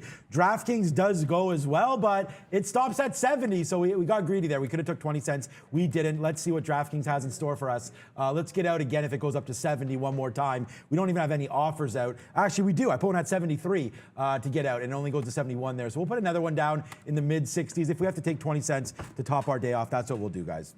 And here comes Tilray to that sort of pressure point here. Now, last time it fell off 35, bottom was 32.70, I mean 32.50, 32.70. Doesn't really matter. 32 around even is close to VWAP. I want to be, and I'm going to talk about Sundial here, I want to be short in front of 2 just because when something is short sell restricted, thinking that I'm going to be able to short through 2 even on Sundial in front of this move, you can't always get that liquidity. So if I can get something fading into this move, meaning catching it before it breaks the level, that's, I think, the way to play it. There's so much liquidity, I'm not worried about being able to get out of it. So you might see me in at like 3s or 4s, something along those lines, short side, just as long as we're continuing this trend. So I'm watching sort of the trend. If it breaks through here on Tilray, my goal is to already be short in Sundial if that's the case. Bumble back to now basically break even. Here is the test. Now, if it breaks 77, fair enough. We'll actually still be up on the stock just because we already took some profit. You got to make sure you're doing that if you're doing this style of trade. But if it bounces off this level, I do like the opportunity to maybe think about taking. Now, my next profit taking is out of 81.40, but I would probably put something in front of 80 just in case, and this is close to lunchtime, in case we hang out in a range, VWAP to 80 and consolidate. If we do that, I got to take advantage of it here to take some more profit and then work more of a long at a better price, maybe something closer to 77. So if it breaks, we'll get out. If it holds, I'm definitely going to take some profit in front of this 80, which I didn't do the last time here on BMBL. And I did start a position short in bingo, as I mentioned I would. Got 12.24. As long as it's below 12.25, I want to be net short BNGO. Okay, so Disney coming back down a little bit. We're still at 80 cents in the money. I mean, it's not really coming back down. It went to 190. We're going to use a break of sort of down here, 189.90 or so. That wick down there we'll use as our out there on Disney if we need it. But right now, high side 190, it just stopped there. So maybe should have got out. We only have that 20% left, so we're not going to go too crazy over that one, but we're waiting for that. And then the sleepy stock of the day, I mean, not of the day, there's lots more than this, but just thought that DraftKings would go a little bit more there, and it didn't. So I'm just going to use this, I don't know, maybe back down to VWAP. I mean, we can lose 50 cents, right? I mean, we'll wait to back down to VWAP here, see if that comes back in. Brendan, there was no news. Brendan just gave me in the chat there on some of those moves yesterday on DKNG there. So like 62 down to 58 yesterday, about a 10% move down and on nothing. So a little strange there. I guess football's over and no one really bets. I mean, hockey is bet here in Canada. I don't know how popular it is over there, and it's an NBA kind of sleepy time right now for that season as well. So I think they need college football. They need some more gambling to come back into play. But look, DraftKings has a lot of talk to it. There's a lot of tailwinds, I believe, with DraftKings. Obviously, more states, more legalization of sports gambling. So let's just wait to see if that can ever come in here for DraftKings. And look, it's a long-term hold for me. We're long in the 30s. You guys know that. We picked up some more in the 40s. So, yeah, we're celebrating this move today. But, I mean, damn it, I wanted to. Look, we cannot buy stock while we're on the show in our own personal accounts. If we could have, I would have loved to, because this QS, I even emailed myself that I want to buy some more QS, not more, I want to get into QS, and then today it's up 20%. I was really hoping that it would stick around this 50 level. Now we're at 55, so good longs, long there, didn't hold. No diamond hands for this guy, but it doesn't matter when this stuff is spinning around, man. It's been a big day, and it's been a good Friday. It's only 10:45, you still got 45 minutes to go, guys. And I haven't traded ARTL since that failed break. And I call it a failed break at $3 only because it didn't follow through the way I liked it. It pulled back a little too harshly, at least in the beginning, and then I didn't hang on. But if you held on to it, fantastic move. It gave you like a 20% move there, clean. I was looking for 270 to the short side. Now I had to sort of alter that plan. It's very similar to BNGO in the regard that if it holds below 3, finds a bit of an offer around VWAP here, it's still, actually, especially if it breaks 290, I'm definitely going to like this even more. But it's showing some signs of weakness. The volume is abating a little bit, so it's trending to the downside, which usually, if it's going to make another run to the upside, you'll see some volume bounces off these lows. If that doesn't happen, I'm going to look for a 290 short on ARTL. That'll be a relatively tight stop. So in BNGO already, and then looking to get into this ARTL as long as it continues to show weakness. It looks like, and you're going to see I did not get short into Sundial. The reason for that is Tilray sort of held right here at 33, still looking like it's making some attempt to bounce. If it's going to bounce, I'm not going to make this short. Sundial continues to push to the downside, so maybe using this proxy is costing me some money here because as Tilray holds up, I could have just had that short in Sundial that I liked, and it's now approaching 2 even, which doesn't even have much of a bid. But as long as we're holding this on Tilray, I wouldn't be digging into this short. Yeah, good talk there. And again, yeah, using different stocks to watch against different plays. Like, I mean, I'm holding this Afria, but I only have 5%, so I'm not even really watching it. Disney breaks there. We take out that 50-cent win, excuse me, on that one. So Disney just keeps piling it up, man. All we're really doing right now, guys, is just stacking it. We haven't hit this in a long time. We're just stacking the cash. Let's go.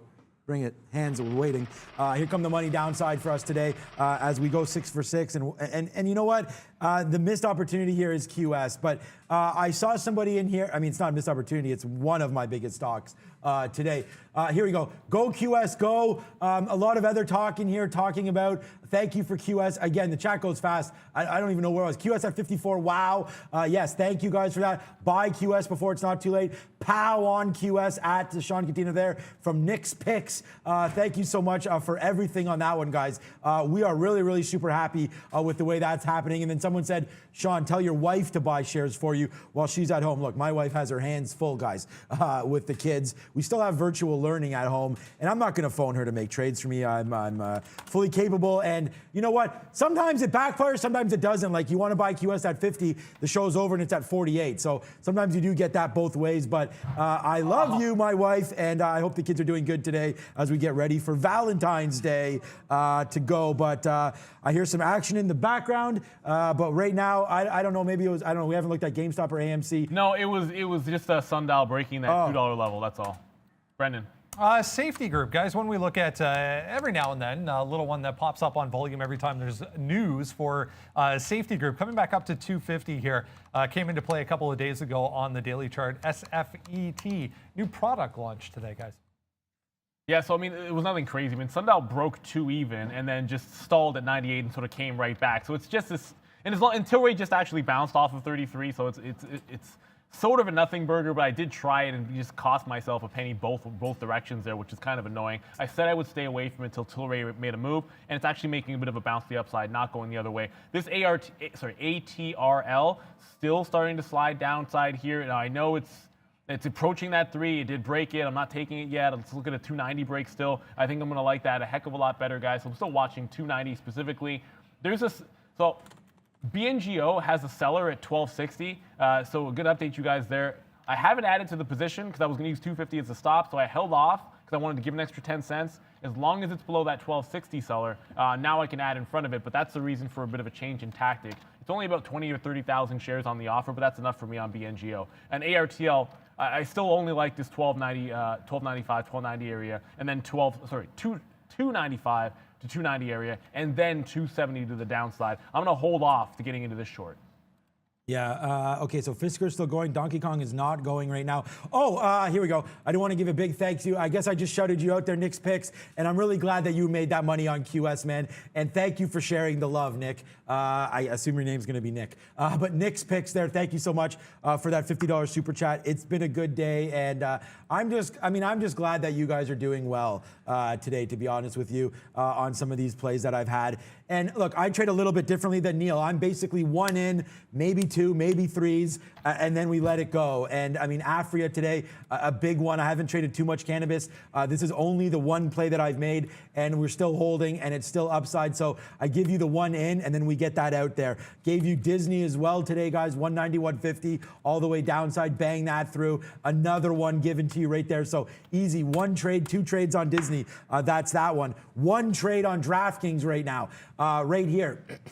Was debating averaging in, but those of you that know, watch the show here, I may be probably about an 80% free throw shooter, but not on DraftKings and not in the middle of the day. I never tend to win on that one. We'll wait on the downside, but looking at 60-70, let's see if we can get that out. But look at Fisker, guys. We have a nice, cool one. Rob's working on some more animations for us, but I kind of like this one. Fisker right now back to the high side as we get unplugged there on the electric space. And yeah, look at this. I talk about one hit, one out. There it is right there. Fisker 17.50, now 19.30, $2 winner there on FSR. So that's a big one for us. Brendan coming with some more fire here. Let's check out how crypto and Money Talks is going with a bad Canadian dollar, strong Canadian dollar, I should say.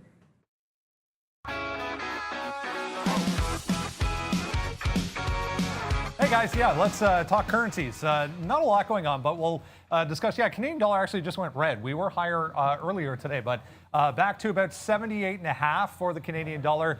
Back in negative territory. Euro as well, following suit, down about 0.14%. British pound, though, a little bit stronger today, 0.2%. We have Australia and New Zealand both in negative territory. Bottom end of the board here, you can see at the bottom end, Ripple leading the way so far. I don't see a catalyst for this, but yeah, big move for Ripple today, back above 55 cents. So 58.5 cents, in fact, 13% on the session to the upside, both Bitcoin and Ethereum. Not really participating in this rally, which is curious, but a little bit muted as far as equities are concerned. A little bit muted as far as currencies are concerned, guys. Not a heck of a lot going on, but Ripple making big moves. Back over to you. And there it is in crypto land. We talk about the equities, we talk about currencies, we talk about crypto, and we talk about every sector that's moving. It's what we try to do around here. It's also about education, keeping you guys informed. I'm going to quickly show you, and again, this is going to be a different chart, so I'll do this instead of sliding back and forth. This is what's happening in Tilray. It continues to try to hold this 33. And I said to myself, unless it breaks down, it's going to be a bit of a bullish tint. And if it breaks, then we can start thinking about those short trades. So I did jump into an 0-1 long that I was immediately scalping out in front of VWAP to sort of fade into sundial here. And as many, I was shorting this as it broke that 2, and it was just snapping back, and it couldn't give you any kind of a win there. And at some point, maybe if Tilray rolls over or the cannabis space continues that sell-off or has a bigger flush to the downside, I'll get out and start thinking about that short trade. But until then, I'm going to be scalping this long. It's probably going to have to break at least like 96 or 97, something along those lines to get me out of this particular long, unless we are below that 33 on Tilray, of course. I mean, if that breaks down, all bets are off when it comes to holding on to that long trade. Just to come back to Virgin Galactic, now I said this was not as weak as I was anticipating, yet somehow it has managed not to stop me out at 55, so I'm still sitting in the short from 54.40 here, where we did take profit, almost got the bottom, not quite, but pretty close to it. If it breaks 55, I'm out of it. I'm not really thinking about going long on this trade, despite the fact the market is bouncing to the upside, despite the fact that I'm no longer bearish on the name. I think there's going to be other longs to be had. And speaking of those, let's go to Bumble if we can for you guys. Still holding this range. Good sign that it's holding. I like that fact. Great, because we're long, but it does feel like there's a breakdown coming if it breaks 77. So I was not considering shorting and reversing my position if 77 breaks on Bumble. Each one of these bounces has been more and more shallow. So yes, now I'm actually going to reverse through 77 on Bumble. If it breaks, I will be out and hopefully short so long as we get liquidity. And speaking of liquidity, there's a little bit of liquidity on Sundial. I mean, just a little bit. You can see I just got some orders out there at 6s and 7s. If it continues to break up, I got an 0-1 long that I'd like to push to that 25. If Tilray breaks 35, I definitely have to have this one to the long side. But this is not as much liquidity as it was yesterday. The volume is good, but it's 650 million. When I want to say at this time yesterday it was maybe 1.5 billion. I could be wrong about that, but it was at least double this at this time of day. Oh, yeah. So it's a little more thin on Sundial. That's why I'm not quite as active as I know it looks like I'm active, but not as active as I was yesterday. If it goes to like 215, 220, I'll take some more profit. I have some orders already out here in front of 210. With any luck, if Tilray breaks 35, we'll be long that and out of Sundial in front of that 230 level. But that's a lot that has to happen before it gets there. Okay, guys, there is a big bid here on DraftKings. It's not big. It's 50,000 shares. But if you're just wondering for the first time, I mean, look, this is a live level 2 screen brought to you by Day Trade the World. And here we go on Edge X. You can't see it there. don't I have EdgeX's book? Maybe I don't. No, maybe I don't. I think I need to subscribe to that.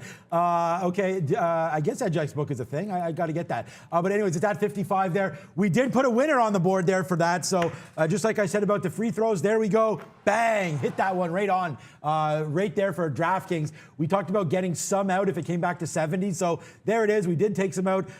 We'll get in and out of that one. What's up, Morgan Brennan? I see you on CNBC there. 60, 70 to the high side there. We'll see about getting some more out. But that's, we're already out of half. We don't normally trade this one overly aggressive. Wow. Okay, I didn't even see this because we're not so, we have 10% left. But look at Fisker, guys. That was a good buy down there. I'm just going to check on the high side on Fisker and see what we're doing. And we did get one up here. So here's William the cat. So you could see what, this is, I told you, he was we rescued him. Here's his ears. You can see he was in a couple fights. But how handsome is this cat, guys? It's a jet black cat right there, just posted up. Thinking about this guy today. Let's hope that he gets his molars or whatever dealt with. I bet you it's from like fights that he had. So battle, my friend, battle. But there it is. So follow us on Instagram, myself and Trader TV Live. We're on there. And then we'll be back next year, Packers. We'll be back. Whether or not A-Rod is coming back, I don't know. I don't mind seeing what Jordan Love's got, but Hall of Fame quarterback, we don't want to forget about that. And we're supposed to go skating this weekend, Neil, but it is too cold, I think, to do that, but we'll see if we do head back. But what's up to William on some Instagram love? Yeah, my daughter literally does. It could be -20, and she's gonna make me go skating no matter what. So I got. Look, it'll be a lot of fun, but I'll freeze my butt off. Anybody that knows me knows I'm not the most. What's the word? Active in the winter, at least when it comes to the outdoors. So a bit of a change for me, but that's what kids do to you guys. Just got some more shares out, and I kept talking about this in Sundial where the size is not the same. But there's some refreshing going on at this 210 level over and over and over again. Come on, let's get through it. If we can't go to the long side more than this, I'll be very disappointed because Tilray is pressing through 34. So I feel like 34 has to break for 210 to break. If that happens, there's my orders to get out in front of 220. I'll then throw some if it breaks up to like 225. It's still so far a good trade, but in the back of my mind, I cannot get away from what is happening in Tilray, which is tick up to 34, reject. And these are lower highs being put in, so you got to watch out for that. If 33 breaks, almost regardless of where Sundial is, I'll probably be looking to get out of that position, using it as a leading indicator in that regard. That QS is going absolutely gangbusters now. And this is not really a double top because it would be nicer if it actually consolidated at 54 instead of 54.50, but it has that kind of a look to it. It's already sort of in that breakout range. I'm just going to pull up the 15-minute so you guys can see. This is what I'm sort of getting at here. It would be a lot cleaner if it was making a double top a little bit lower than this current move here, but you almost have to look at a 55 break at some point for this particular name in terms of an afternoon type of power hour. And I know power hour is 3 to 4 o'clock, but I call the last 2 hours power hour because you never know when these breaks can happen. If it does not break higher by then, but has held VWAP, you're looking for that type of a trade, guys. Break of the high of the day. I would call it 55, even though it's 54.50. It's splitting hairs when this stock can move probably $5 or $10 at a time, and it's got a 50-cent difference between those two tops. Okay, yeah, no. People saying that William, the cat there, looks mean as hell. He ain't mean at all. Trust me on that one. I have 2 young kids, so he's been through all of that. So he's a lover, not a fighter, that's for damn sure. And I appreciate, guys, today someone said 80% free throw is good, but you're 100% on the show. So here we go. Thank you so much, Bruce, for that. And I'm glad that you're following the trades on here today. And like I said, I'll have to look back, but it was a perfect January, and I think it was a perfect December, and it looks like it's going to be a perfect early start to February here. No jinx. Losing is part of the game, so I expect to lose some days. Just been lucky so far that it hasn't been often at all, if not for 2 or 3 months with positive days. Okay, 576 there. I just want to check back on AMC. I noticed that there was building some levels here. Look, 19 million shares. Neil talked about SNDL slowing down, and you're getting the same sort of love here for AMC. A lot of these stocks starting to slow down. I talked about this earlier on in the week that anybody holding calls and things like that, or puts, whatever, wow, Fisker, $20, Jesus. Anybody holding these trades here, look, I believe the fair value for AMC is right around here, $5, $6. I think that it started at $2. I can show a chart, but it's going to obviously look nuts. I was able to get out of my calls around here, one at 16, one at 15.30, and then one again at 8 something the other day. You guys heard me do that there. So 8.50, 8.30, something like that. We got in on that. We put an offer out there and got filled, after. But this $2. So what I was saying was that was the bottom. We've seen some recovery plays. So I think a fair price, up here, 6, 7, 8, something like that would be a lot. So I go back down here somewhere like where we are right now, $5 or $6. That's my call on AMC. And I do think there's a chance for it to blow higher, but it's going to need a lot of help. Maybe earnings or something like that, but I guess there's not too much earnings as far as that's concerned. Are we here for Brendo? European update with Ms. V.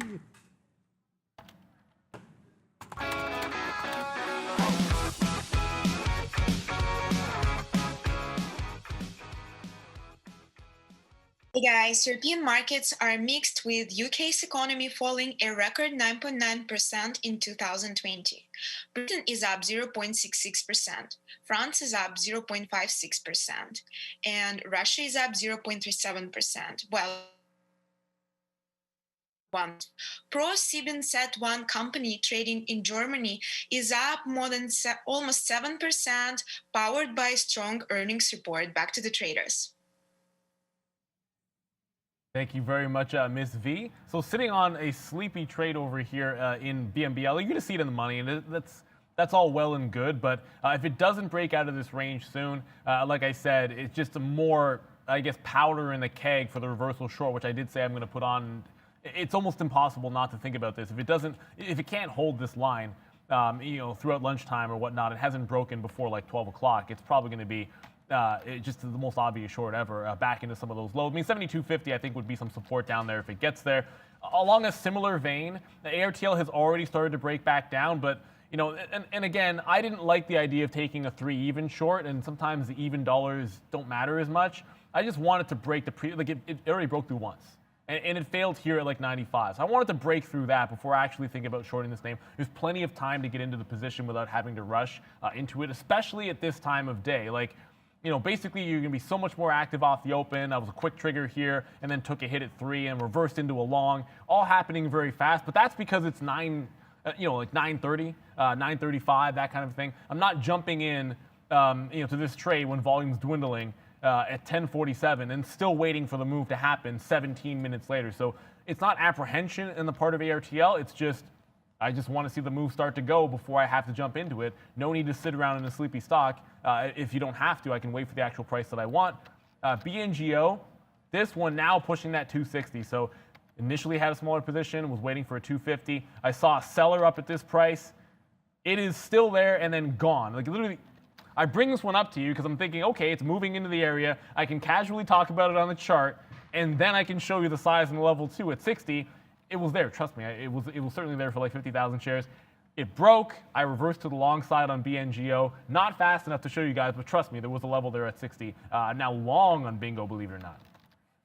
Okay, I believe it. Afria, guys, Batman is in the building again today. And we just made one trade, but look at this, go to the high side right now. Breaking. And I'm pretty happy we're gonna get out of some more of these shares in my own account soon after the show, because again, I'm long pretty low on these names. And those of you that were watching, Grow Generation, thanks for the shout out there on the chat as well. I was talking about buying these names, guys, when Kamala Harris and Mike Pence were talking and had their little spat on TV. You can call it that. I guess it was the debate. And it was right around here, $4 or $5. And I just left it in the account. And then I got a warning, not a warning, but I logged in and was like, holy, whatever that word is. Wow, something just blew up and it was Afria. Obviously, I look at my account every day, but I was more concerned about what it was doing here. So I did get some out in the 20s like we talked about. Actually, it was right around here, 18, 19. And then I was able to get some out on the high side, but I'm really happy that we didn't continue this fall back down to 13. We did talk about that. If you're going to pick anything up, though, on a dip, CGC was the one to do it, and we talked about that at $39. So that was a big trade. And guess what, guys? The free throw percentage just gets better and better as, yes, sir, it's another swish for DraftKings, and you're welcome on that one as we go 6 for 6 today. So like you mentioned there, 100% from the line today. Neil talks about batting averages. you can't have a batting average of 100, or sorry, 1,000 like we have today. But well, you can, I guess, in like recreational games or specific games, but not overall. I think it was we always used what is that line called again? The Mendoza line. The Mendoza line, right? New York Yankee there, I believe, hit that. So if you're at that level, then maybe you shouldn't be trading. But for today on DraftKings, it's been a good one. And then Fisker today, $20. Wow, that's coming into play as well. So big days today. We will have lunch money segment coming up in about 10 minutes, guys. And one name that's on the watch list, and just a reminder to everybody, I want to throw it up and make sure Valeria is doing this for you guys. If you haven't, you do not want to miss the opportunity to jump to the website here, because the reason we did this was entirely for you guys. We want to make sure that you guys are actually getting the watch list. Sometimes there's delays with the email, so make sure you're checking out the link. We're going to continue to give this to you guys. Do not wait until we've made the complete switch over. It's very, very easy. You can sign up Facebook. You can log in with Twitter. You can just simply put your email address in. And then once you do that, you've made the switch. It's a lot easier to monitor. So you make sure you check it every single morning. You can go back as many times as you want. So it's just going to be a much better way for everyone to handle things. And I really hope it's going to be the solution that gets everyone there. And I'm talking about the watch list because Datadog was on it. I don't know if you've made a trade in it, Sean. I have not looked at Datadog today. I thought maybe there'd be a dip that you could buy into. I guess there was one at 108. I thought maybe it'd be deeper than that. But I wouldn't ignore this kind of consolidation. It's on 2.5 million shares. Looking at this 112 level, 112 where the players dwell, where potentially Datadog could break out. And I got to stop doing this because I just realized we're going to do that lunch money, and that probably would be a good setup to save for that. But whatever, 112 looks like a good break on Datadog, Brennan. Just checking on this Rewalk Robotics, RWLK. Crazy Stock of the Day award goes to this one for sure. It's been halted a bunch of times, including quite a lengthy halt here. We had a couple of volatility halts and then quite a lengthy halt that went up to 6. We're all the way back to 440 for RWLK, guys, up 21% today. Okay. Yeah, lots and lots of stocks moving around today. I just want to give you guys an update here on DraftKings. A sleepy stock for sure. So we're not going to be updating it too much, other than the fact that, I mean, this is not just to save the perfect day. It's just because I'm out of half, and I just want to put the profits in the pocket here. And if we do break below this 65, I'm going to get out. I already have a stop order in there. We're just going to be disciplined here. If it's not going, it's already up that 2.5%. I wasn't sure why. Yesterday at about this time, it started to tank. We can check that out right here as well. Where is it? Right about here. Like, I just started falling off a cliff. Yeah, right here. What time is that? 11:49. So yeah, same time yesterday. It just started to crumble down to 58 there from 62. So not sure about it. So there it is. So we're out. So there we go. We'll put that money in our pocket and start dancing around. It's Friday, man. You got to start dancing a bit. And then $20 just breaks on. Oh no, it does not. My net just went up there, but it is Fisker. So Fisker does break higher there. So that's a good move. And then the weed names are still popping off as well. Going high there. Oh, I did want to, I saw this here. Chaz, you're a friend of the family here. Sean, you also said pot was overvalued. Yeah, I did. So don't I get some credit for that? I don't know if that's a negative thing or not. I'm not sure when I said that. I do believe it's overvalued at some of these levels. And I told you the other day that we were getting out of some weed names. So I hope that you did as well. And I know Daryl got out. I mean, if you're saying that I thought pot was overvalued, and again, this is just discussion to help everybody out. Yesterday, we got out pre-market, I said. And Daryl, if you're on the chat, you can sort of chime in on that as well. You got out on the high side there on the pre-market before Afria did this. Remember, I like the marijuana stocks. I like GRWG better than anything, and I like Canopy Growth. These are long-term holds. If you're going to play short-term, you have to know what's driving these stocks, and you just have to go to Wall Street Bets. People were talking about cannabis. There was some good reports coming through, obviously with the Afria Tilray news and then Federal. So do I think it's overvalued? Yes. But is there a trade there? Yes as well. I'm long in the money on Afria today, $2, but I would still say sell. And again, I'm going to be selling after the show. So whether or not it's overvalued or not, I do make some wrong calls, and I don't think this is one of them. Maybe my IBM. I recently just bought IBM at 118 off that bad earnings report. That one, I guess it's in the money now, but that one is one that I'm a little bit shady on. And then my last one, someone said, why don't we do a swing trade talk? And I do like Boeing for a longer term play, though. If you do like swing play stocks, I do like Boeing, but I think this is more of a summertime play there before that gets going. That is Boeing, guys. Guys, I got a lot to update here. So first things first, ARTL does make that break of 95s. I actually miss 95s. I get like 91, 92, 93 on the way back up. Starting to take some profit in front of that 270. So that's going to be the first one. The second one is going to be Bumble, bouncing and breaking through that 80. So I did take some more profit off here. Now this is that second high at 81. It's breaking it now. I do have that order. And there you go. We're going to get our second profit take there on Bumble. We've been sitting in this one. And remember, the longer it was through that price or holding VWAP, I actually favored reversing short if it broke. Looks like we're not going to have to do that because Bumble long at 77.50 or 77.60 or so. We did have an average in here at 78.50. So that last entry point's about a $3 winner. 4 from the bottom. I still think we have a shot to test towards the high of the day. I'll be all flat if it gets there for sure. And then the last one, we had just mentioned Datadog. And again, I know we're doing the lunch money segment, and this was a setup I was going to use for that, but it was about to make the break, so if I waited until the segment started, then this wouldn't have happened. So 112 breaks, it goes right to this opening range high, takes them out for about a $1 win, just shy of it, and then now looking to hold the rest. So if it's going to fill in the gap, that's a lot of gap to fill. Phrasing.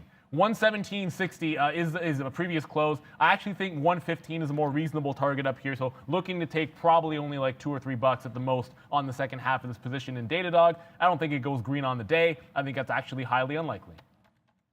Yeah, good look there, and also obviously on the watch list. So I think you guys got to subscribe to that if you have not yet. And we've gone over that limit or how to do that. Valeria will be putting the links up on the board there on the chat. So hopefully, you guys can find that. Okay, so Disney right now, very, very sleepy. The move already happened there. We were waiting to see if 196 broke, and again, 196. We'll keep showing this. This is up on Twitter as well. The sticky note, you can see the two levels there, 190, 150. Obviously, that was to the downside. We hit that. That's right here on the chat, on the chart. And then you could see we did not, I only wanted a long if we touched 196, and we didn't do that. So we didn't have to worry about the long. And then we trade through the long down or off the downside move, breaking back high. It did go in the money about $2, almost $1.50 there. We didn't even capture the high side. We got out pretty quickly in there in about 2 minutes for 70 cents, and then it dropped back below that VWAP. So we're always watching VWAP to make sure that it's okay. And then now we have $2 winners on, only 2 positions. Hopefully you can see that at the bottom. There we only took out 25-cent profit on DraftKings. You can see that at the bottom as well. But here's Afria, that's $2 in the money right now, and Fisker, that $2 in the money as well. But again, I have to find a spot here for Fisker. I think we'll just drop it off right here, 1940. Look where we're long, guys, 1740. So we'll take a $2 win if we get out here at 1940. Just downside there and then some tops there. So if it does break, I feel like we may trade back into this area, which is 19. So yeah, for me, this is a no-go. So let's get out 1940 breaks. I'm just going to put the stop order in now. And again, that's how we have to do it on the show. I don't recommend doing that. Like, we don't recommend for you guys using stop orders on all of your trades, but for Neil and I, especially when we take certain trades like this, we can't have our eye on the prize, so you got to make sure that you get out when you want to. So I'm going to put a stop order in at 1939 for a 1940 break. Brando. 15, guys. That means it's about time for lunch money. Yeah, we're going to give you 3 ideas heading towards lunch. Pretty sleepy day. Volume dying off already, as we've been talking about. But let us see if we can't come up with an idea or 2, or hey, guess what? 3 that might pay for your lunch. I'm actually going to kick things off here today, guys. We'll talk about a stock that we were looking at. I think it was Monday or Tuesday this week. BSQR. This one right here, BSQR, going back to, it might have been Monday. The second day it was up around 12. This one popping up again today, actually, on volume. So decent relative volume on this. Held 9, we're back below 8. 740, the last pivot here. Break of 740. Probably gives you a trade down to 7. Not looking for a home run here, given the time of day. Lack of volume, but we're going to need some participation. Break of 740, down to 7 here on BSQR. Guys. Okay, mine is going to have to be right now. It's going to be Tilray through 35. Even if it's a break, it's a definite scalp. I don't have time. I actually re-put my order back in because I saw it literally on the offer, and I wanted to adjust my stop order on Tilray there just to make sure we got the long trade in. So double top breakout right here, right now, 35 even on Tilray. We've had it earlier. I like this trade all day long, but it's coming in right now. And I would have used Datadog, but that basically happened 5 minutes before the segment, so I don't want to cheat Let's go with 35 even break on Tilray. Okay, we're going to do the same thing. So Neil's going to go long there. I'm going to try to go short right now on Twitter. So you're long or short? Oh, I just got the long. I just got okay. the long on the break. It's coming down on me. So what I'm going to do, phrasing, is get some of my sundial, which I'm still in, by the way. I have to cover that for profit because if this is going to be a fail break, I don't want to be simultaneously long both of them. I think I'm clear till about 34 even on this move because there was consolidation down here, but there's no way I can let both of these retrace on me at the same time, guys. So I'm in the money 10 pennies on that sundial. Got to make sure that does not work, does not break downside. I don't want both to lose here, guys. Yes, sir. And my lunch money trade today is going to be the downside. Even though the futures are coming up here, it's making me a little bit nervous. Yeah, I made this thinking that we were going to break through here on Twitter. It's been a big trade to the high side right now. So where am I short 50s right now, 49s on Twitter. So we're going to watch out for this one. This should be the lunch money trade. We're going to get out if it breaks 72. So you will lose there that 50 cents if that does break. So it could be lunch money the other way today, but I do like this short. I was going to go long there, but I kind of thought the NASDAQ was tipping up a little bit and then should revert back down. And if that does happen, then I think we do have a good little win here for Twitter. So I'm going to be short right now, thinking that this 44 is going to break, but then not giving it past 72. So I think we're pretty perfect on our lunch money so far since you introduced this play, Brendan. And we're going to look to see if we can go 5 for 5 this week. Oh, no, we didn't do it yesterday because we had that interview. But right now we're going to do that.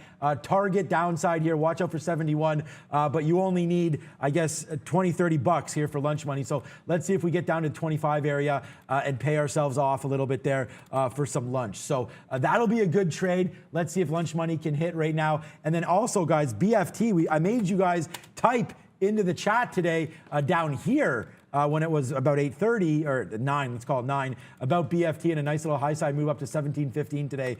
Pay safe up that 4%. So let's go and rock that right now. Oh, check back on Fisker. It does drop down and we get out. So there's a nice little $2 winner on Fisker. We punched that one in a mouth today, guys. Fisker, see ya.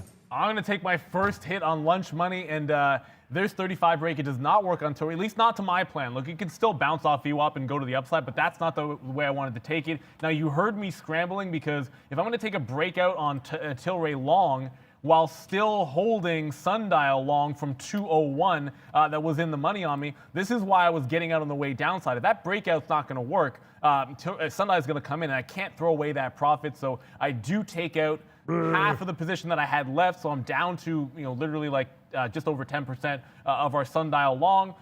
I'm still going to hold it to 2 even, but you got to trim in that situation. If you're trading 2 stocks off of one another in that spot, a top break fail has a lot of people running to the exits and could cause the same thing to happen over in Sundial. So that's why I wanted to make sure I took that profit out. And just to go back to another one, and again, I could have cheated and used his ARTL because it happened around that time, but I was already in this stock by the time we did the segment. It came back up to 3, so I'm going to continue to short this one off of $3 in VWAP, probably for the rest of the afternoon, so long as it's below. Already starting to work. Last entry at 96. Gave me some outs here in the low to mid 80s. That working rather nicely. Remember, I said be patient.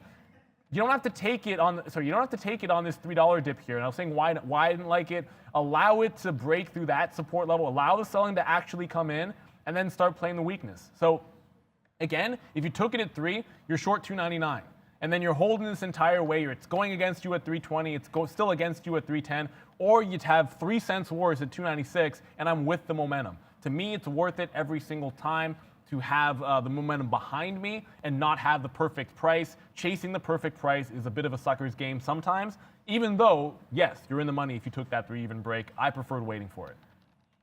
Yeah, that's what I want to talk about. I want to talk about NEO right now. I don't know if there's any news on this one. Everyone's saying NEO running, NEO running. Hey, it's running a little bit. Goes straight up $1 there. And again, I just wonder if this is normally a trade we would have had before, if this was 1030 or whatever, breaking these levels here was a great buying opportunity. To be honest with you though, like if I get long here at 70 or so off these breaks, which I would have, you guys know that I've been pretty, these are only buys on NEO, even though that's a short sell, it's because I had an offer out there. So, buy there, we did buy the top there, and then we bought some more and averaged in, and NEO's a top stock for me today, so there's no problems with it. It's just, I don't know about this move. I don't know where it came from, but to be honest, if I do take that break there, this is probably where we get out, right around this level. I don't know. This is going off here. I don't know if there's any news on anything. We can check Tesla. Let's just check Tesla. Maybe the whole environment is ripping. Fisker, we did have that one, but no, not really. Tesla just doing nothing. It does break back through 800, now coming back to the downside. Check back on Fisker. So this looks like it'll just be a NEO-specific move up to 61. So we're going to wait on NEO and just see what the action was there to the upside on that name. So Fisker. Come on, charts. It's frozen, guys. All right, back over to you, my friend. Yeah, no worries there. I feel your frustration. You work with technical systems, and sometimes they work out for you, and other times they don't. Thankfully, Bumble is continuing to push higher. Now, it hasn't gotten this next leg up to like 83, where I want to take some more profit, but certainly a good sign. This latest pullback holds at 80. Remember, there was an iceberg order on the offer at 80 that I was concerned about, took some shares out there, and then when it tested it again, I said, let's play it cautious, let's play it safe, get some more out in front of that 80 price. This time, if it holds it as a bid, what I'm likely to do is maybe extend this offer, which is just above this little cluster here. I'd probably extend this up a little bit more, closer to that 84 level instead of the low 83s. It's a slight change, but as long as 80 is held when we break 82, 83, I'll go ahead and do that. It's just a little bit of an update there. Thank you, Brendan. Apparently, nothing going on with NEO, specifically anyways. I wanted to come back to Tesla. So this is why I had a tight stop. I said if I took this trade on breaking through the low, I wasn't going to give it too much room because I didn't want this thing snapping back up on me. And again, if you're trading, and this is not really trading against the grain, but it's shorting Tesla is sort of going against the grain pretty much all the time. So tighter stop is usually the way to go. Now we're testing towards those highs. If you get really, stubborn, maybe you're holding it to 95. I just felt like if it wasn't going to go right away, I'm just throwing away an extra $2 or $3 for absolutely no reason. I'd rather just get in and out and then take the smaller hit. And then if it burns me, it burns me. I'm willing to live with that. I don't even know how it's possible that I'm still in this Virgin Galactic. I mean, it actually broke 55. My stop didn't trigger. I was too busy trading everything else. Didn't even notice that it didn't trigger. So I have to go ahead and put this one back in. I should be out of this when it broke 55. It's the last third that I have this position. And it actually still looks pretty somewhat strong. I'm not going to go long despite that. But my stop, for whatever reason, did not go off at 55. So I'll just put another one in there, make sure we get out. It looks like the move is done to the downside on Space or Virgin Galactic. So as much as I'll be positive on it, I'm not sure there's any future upside for the rest of this day at least. Or downside, I should say. Yeah, look at QS go, guys. This name just continues to make people a lot of money today. Thank you to Nick's Picks for that as well. And then I did want to say, great minds think alike, Shakib. And not my great mind, your great mind. Tesla, NEO going up because Tesla going. That was my first instinct, and I looked at that. And I'm just going to disagree a little bit here. Yeah, Daryl, yeah, nice. Let's go. Nice. Taking out some Africa. We reload if it dips back, man. How did we ignore LDI? You tell me, man. I mean, I'm doing everything over here. I have 165 trades today and not one loser for you guys. So maybe I ignored LDI. I probably ignored a lot of trades today. We cannot have them all. But yes, Daryl, you are 100% right, man. We are on one right now, guys. Afria, bang to the upside, man. A $3. Like, I have a $3 winner on a $16 name. So that's, I mean, I don't know math. That's a good little run there to the high side. $3 on 16. Just keeps on going 20% on this move alone. They're 16.25. Unfortunately, we did dump a lot of it here for 50, 60, 70 cents. We did hold for the dollar, but now we got 3. So let's go. A big little trade happening and a great idea there on Afria today. And like I said, guys, please don't get it too twisted. I will be getting out more Afria today off a beautiful 13% move. I do love Canopy to the high side. If you guys want a recommendation, CGC and GRWG, give it to us, Brendo. Okay, guys, it's about that time. 5 minutes ago or so, 4 minutes now. until we wrap things up for the weekend. If you're joining us a little bit late today, Monday is a holiday, if you hadn't heard, so we will be back on Tuesday. So what you're about to see is mostly Tuesday, both pre-market and aftermarket on Tuesday. So earnings coming up your way right now for Tuesday, guys. Well, there's probably one name to look at on that list that I can see that actually matters. Yep, exactly. And that's why we laugh right there. We have our evil laugh because you know we're all going to be all over that Palantir trade on Tuesday, I guess, when that comes through. We're going to love some Palantir. Other than that, Yandex. Shout out to our Russian friends over there in Yandex call moving around. CVS, a big one. They're sending some jabs out there. South side, of course, we're in Canada, so when I say that, I mean down south in the U.S. I know CVS doing big things on that side of things as well. So Palantir, though, guys, that's my baby. So we'll see what that does.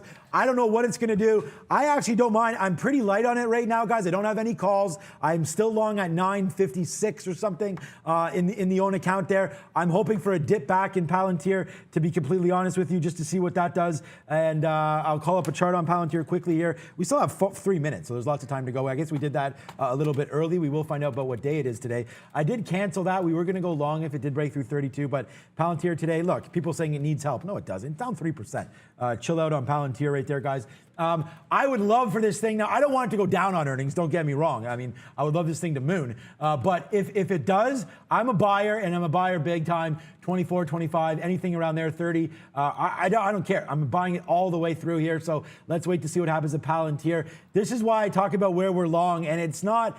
It's just because we saw this consolidation and then it broke. So to us, that was easy. We did get some more in there, and then out Palantir. I got out a little bit in here. Haven't got anything out on the high side. Well, I did get out some on the high side, but we are going to wait for a big break on Palantir. I love a 40 break. If it breaks 40 on earnings, guys, wow, that should be a fun day for us with Palantir on Tuesday. So come back for sure. Come back for, if not for anything else, as you guys who've been following the show, and for those of you that have been doing it for a while, you know Ms. V has been away. She's ending her quarantine this weekend, I believe. Actually, maybe I'm not sure the exact day. You can let us know in a second here, Valeria, but she'll be back on Tuesday. And if that's not reason enough to be excited to come back in, I think what you found for today's National Day, which is delicious, but I have no idea why it would be today, is going to be a fun one as well. So you know what? I feel like every one of you that hasn't hit the like should hit the like, because this is going to be a tasty treat to end the session, which has already been a good one. But for the current treat, let's go to Miss V and find out what National Day it is. Hey Neil, I'll be set free on Sunday, and we'll be back to the studio finally on Tuesday. Guys, thank you very much for spending this trading week with us. Valentine's Day is coming this weekend, and we want to confess that we love you, trading family. And if you want to show us some love also, the best way to do this is to hit thumbs up. We will see you on Tuesday, and happy National Plum Pudding Day, everyone. Plum pudding is absolutely delicious. I don't know why. I mean, it would be today, but either way, maybe enjoy some with someone that you care about, because I want to say Happy Valentine's Day to basically everybody. You know, to of course my wife, who's not going to be watching right now because I know she's busy working. But either way, enjoy it in health. It's been a crazy week. Volumes are through the roof, so that's a great environment for active trading, which is, of course, what we're doing here as day traders. You can't really ask for too much more than this. I mean, the execution is through the roof. I knew I was going to do a lot today. It's like at 370, which is, and Sundial's not even doing as much volume. But either way, thank you guys so much for being here, being a fantastic community, shouting out some names that we were looking at and some that we weren't. And you know what I got to do here? And before I do it, I want to remind everybody, if you want that watch list, jump to the new site, register. Do not wait till the last minute to do it. I know some people love to procrastinate. I've been guilty of it myself. Never want to do that when it's a money-making source, and knowing what trades to make is definitely what makes the money, guys. So, before we go, happy Valentine's Day. I love you so much, my wife. I know you are watching, unless those kids are driving you crazy, but I do love you. Brendan, any shout-outs to yours?